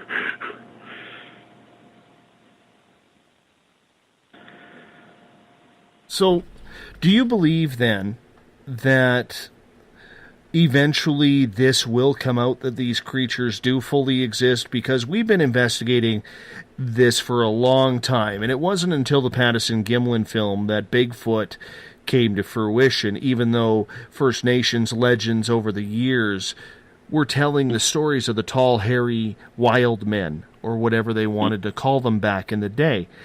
Do you think that there will be a time, Butch, either in the near future or maybe in the distant future, where this comes out, and will we see it in our lifetime? I doubt very much if we'll see it in our lifetime, barring some exceptional circumstance that may or may not happen. But what you said is pretty cool, because before Patterson-Gimlin, the only people that talked about those type of creatures were the indigenous, and then it took off from there. And I think that whole Bigfoot, well, pretty much all of cryptozoology is just so cluttered up with what people think they are, or what they don't think they are, or where they came from, or where they live, or how many there are. When I hear somebody say, well, the family group of Bigfoots in the United States is 2,500. Well, where'd you come up with that friggin' number, 2,500? What if there's just 2? What if there's just 3? What if there's 100,000? Anything to write a good book or tell a good story, but they don't know. 50 years of Bigfoot. There is no proof. We can prove odd stuff flying in the skies. Yep, no problem. We can't prove Bigfoot. And no proof has come forward. The only proof out there is the Patterson-Gimlin film. And I just read not too awful long ago, maybe a few weeks ago, where some guys are taking the film apart again. That thing's been taken apart so many times by so many different people, and they all come up with the same thing. Yeah, it's real. No, it's not. So, any proof one way or the other? Not really. So I'll just go on what Patty's supposed to look like and where she was at the time, and that Patterson-Gimlin were just lucking out that day. That's all. I don't know what to say. I can't say it's not real. And if it wasn't real, why are there thousands and thousands and thousands of people all over the world looking for these things? And the hoaxes abound. And some are not too bright. The guy dressed up in a ghillie suit and jumped in front of that Peterbilt tractor trailer going down the highway at 65 miles an hour to make him stop. Didn't work out too well. The guy up in New York State that was walking around in a ghillie suit trying to scare his buddies and got shot. Didn't die, but he got shot.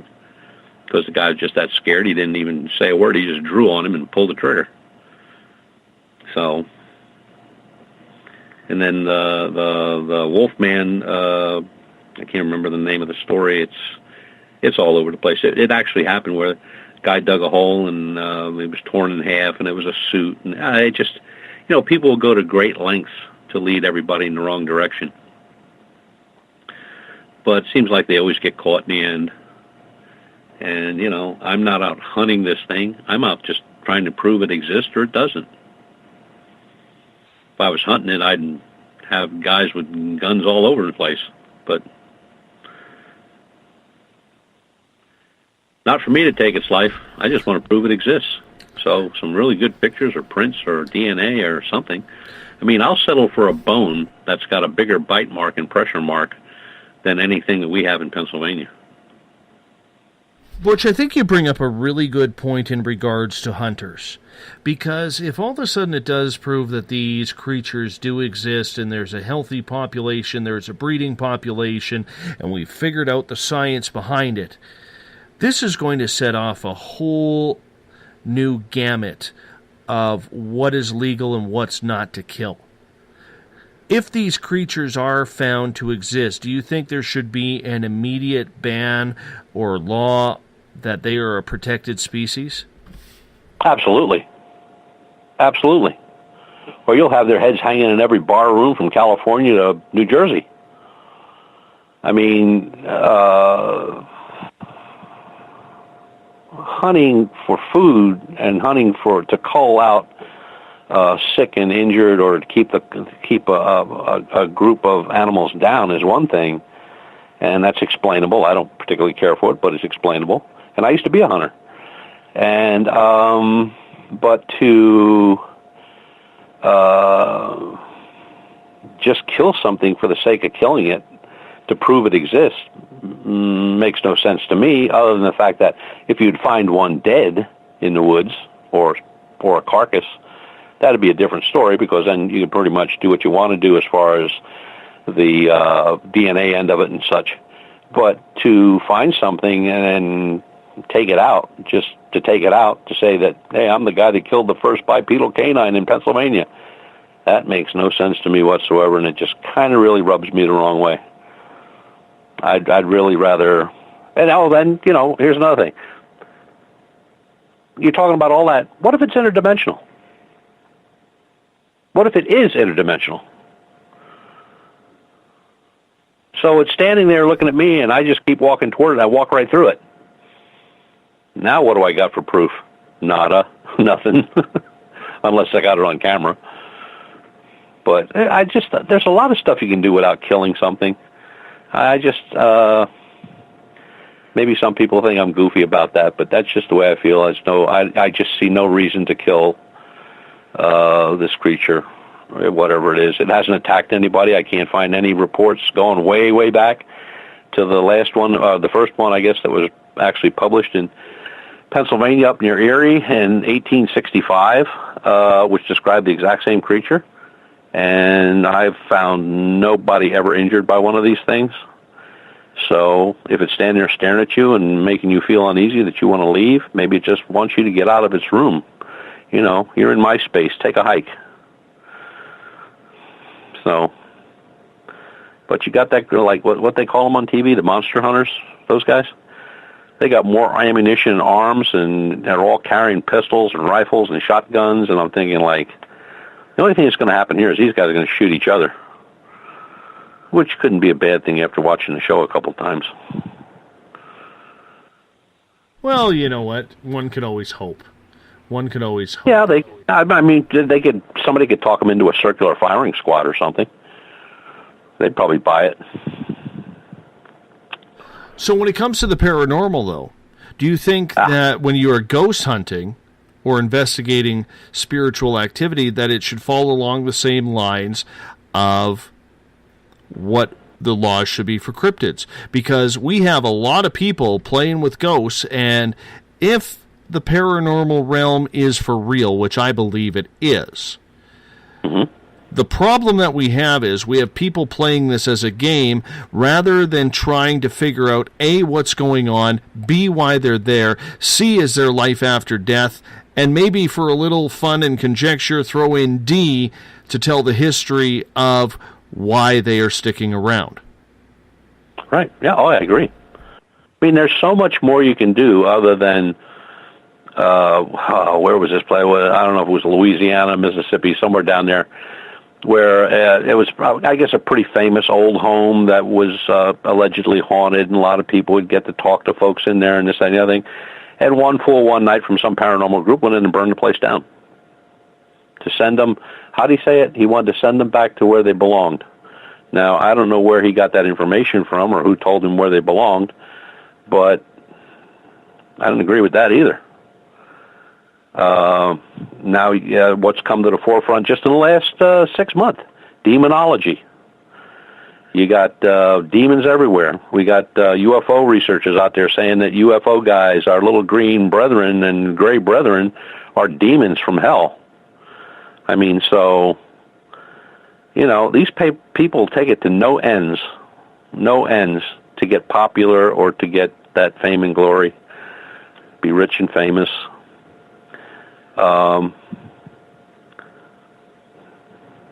And the paranormal, I agree, should be investigated just as much as you investigate ufology or cryptozoology. And what you find should be protected.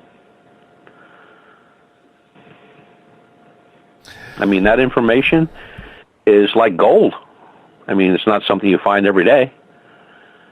So no hunting. If you were writing the law on this, what's your law? What's your fine? Define it for me. On cryptozoology? Cryptozoology or even paranormal, for instance, like we're talking about. Well, cryptozoology is basically just, live and let live. Okay, you got your proof, you got your picture, you got your hair, you got this, you got that, you got all that information. So that's ironclad, so now you got your proof. So that's the end of it. You know it exists, it's out there. You got an idea what it looks like, you got photographs of it, you got all this, that, and the other thing. Let it be. As far as the paranormal, you get some information through your investigation or your studies that these two ghosts that inhabit this house were wronged, or something happened to them through the family, and or they're protecting the home from somebody or something. I mean, you just leave it be. Let it be. Why do we have to destroy everything that we don't know or don't understand? That bugs me to death. Why? I just can't put that all together. I just don't get it. I mean, if I was going out to kill this bipedal canine, I wouldn't be going out with cameras. I'd be going out with a 50 caliber Barrett and a whole lot of guys with guns and anything else we could think of. Flamethrowers, hand grenades, mortars, whatever we come up with. And that sounds a little silly. Missiles. Cruise missiles. You deserve one. Yeah, I mean, if you're going to do it, let's do it right. But that's not what it's about. You're out there trying to find the truth. Does it exist? Is it interdimensional? Is it real flesh and blood? Does it have a story to tell? I've listened to people with stories where they've had people tracking Bigfoot in certain parts of the country where they've been exchanging gifts with these creatures for years. They'll leave an apple, and next day they'll come back and there'll be a flower or a stone or the apple core or some other little trinket. Now, why would you want to go blowing that away? I mean, you're getting some kind of rapport going here with something that nobody knows a whole lot about at all. I don't understand. All I know is it comes down to the bottom line. You got to get the truth. You got to prove it. You got to have the evidence, and then it pretty much falls where it may. I mean, there are people either going to believe you or they're just going to say you're a lunatic. I've been called worse, but. Mm-hmm. Got another question for you from Ron here, and I want to squeeze it in here because we only got about 4 minutes left with you, 4.5 minutes, and he is asking, Butch, what have you not investigated yet that is absolutely on your bucket list? On the bucket list, I would probably come up with reptilian.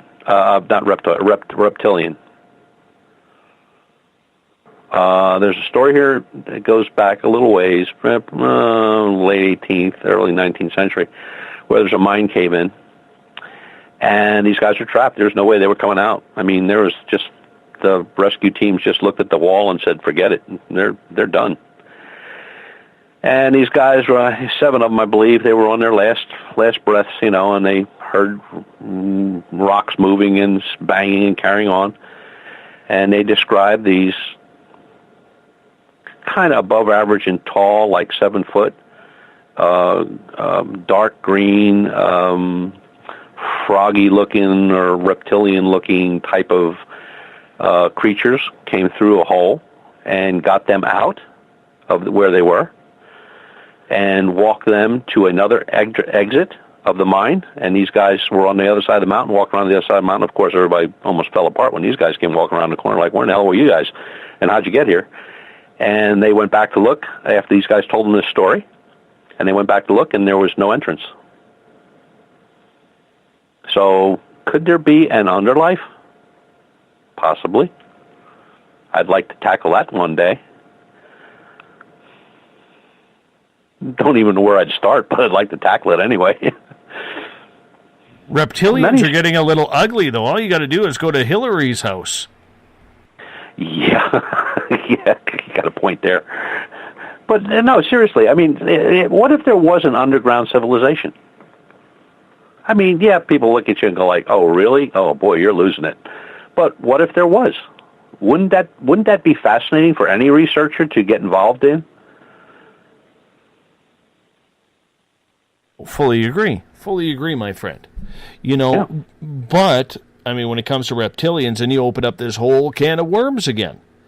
Mm-hmm. And you know, I think if I were to have a run-in with them, and I know people around here who have, Samantha Mowat and our Keith Andrews, to name a couple, I mean, they're clandestine, man, and you better hope that it's not one of them bad ones that you find. Right, yeah. Well, there's good, bad, and everything, right? I mean, I could run into this bipedal creature, and he might try to take my head off. Then again, I might run into him, and he might smile for the camera and walk away. Hey, Butch, I got 2 minutes left with you, and I'd like to go into a little bit of detail. Do you think the reason why that we haven't been able to kill a dogman or a Bigfoot yet is because, like a lot of people who believe, especially First Nations, that you just can't kill them with a bullet? Yeah, I believe it. I think, I mean, they were one of the first people that told me, like, you know, because I said, should I be armed? And they said, yeah, you can be armed with a knife, a hatchet, a bow and arrow, a spear, or a lance. Don't take a gun. I said, why not? And they said, well, a gun to one of those creatures or any indigenous means trouble. A hatchet or a knife or a spear or a bow and arrow is daily tools for them. It's just a tool. A weapon is meant to kill, so you're there with a weapon to harm. They will know that. And I went like, whoa, holy crap. So we don't carry any lethal weapons as far as firearms.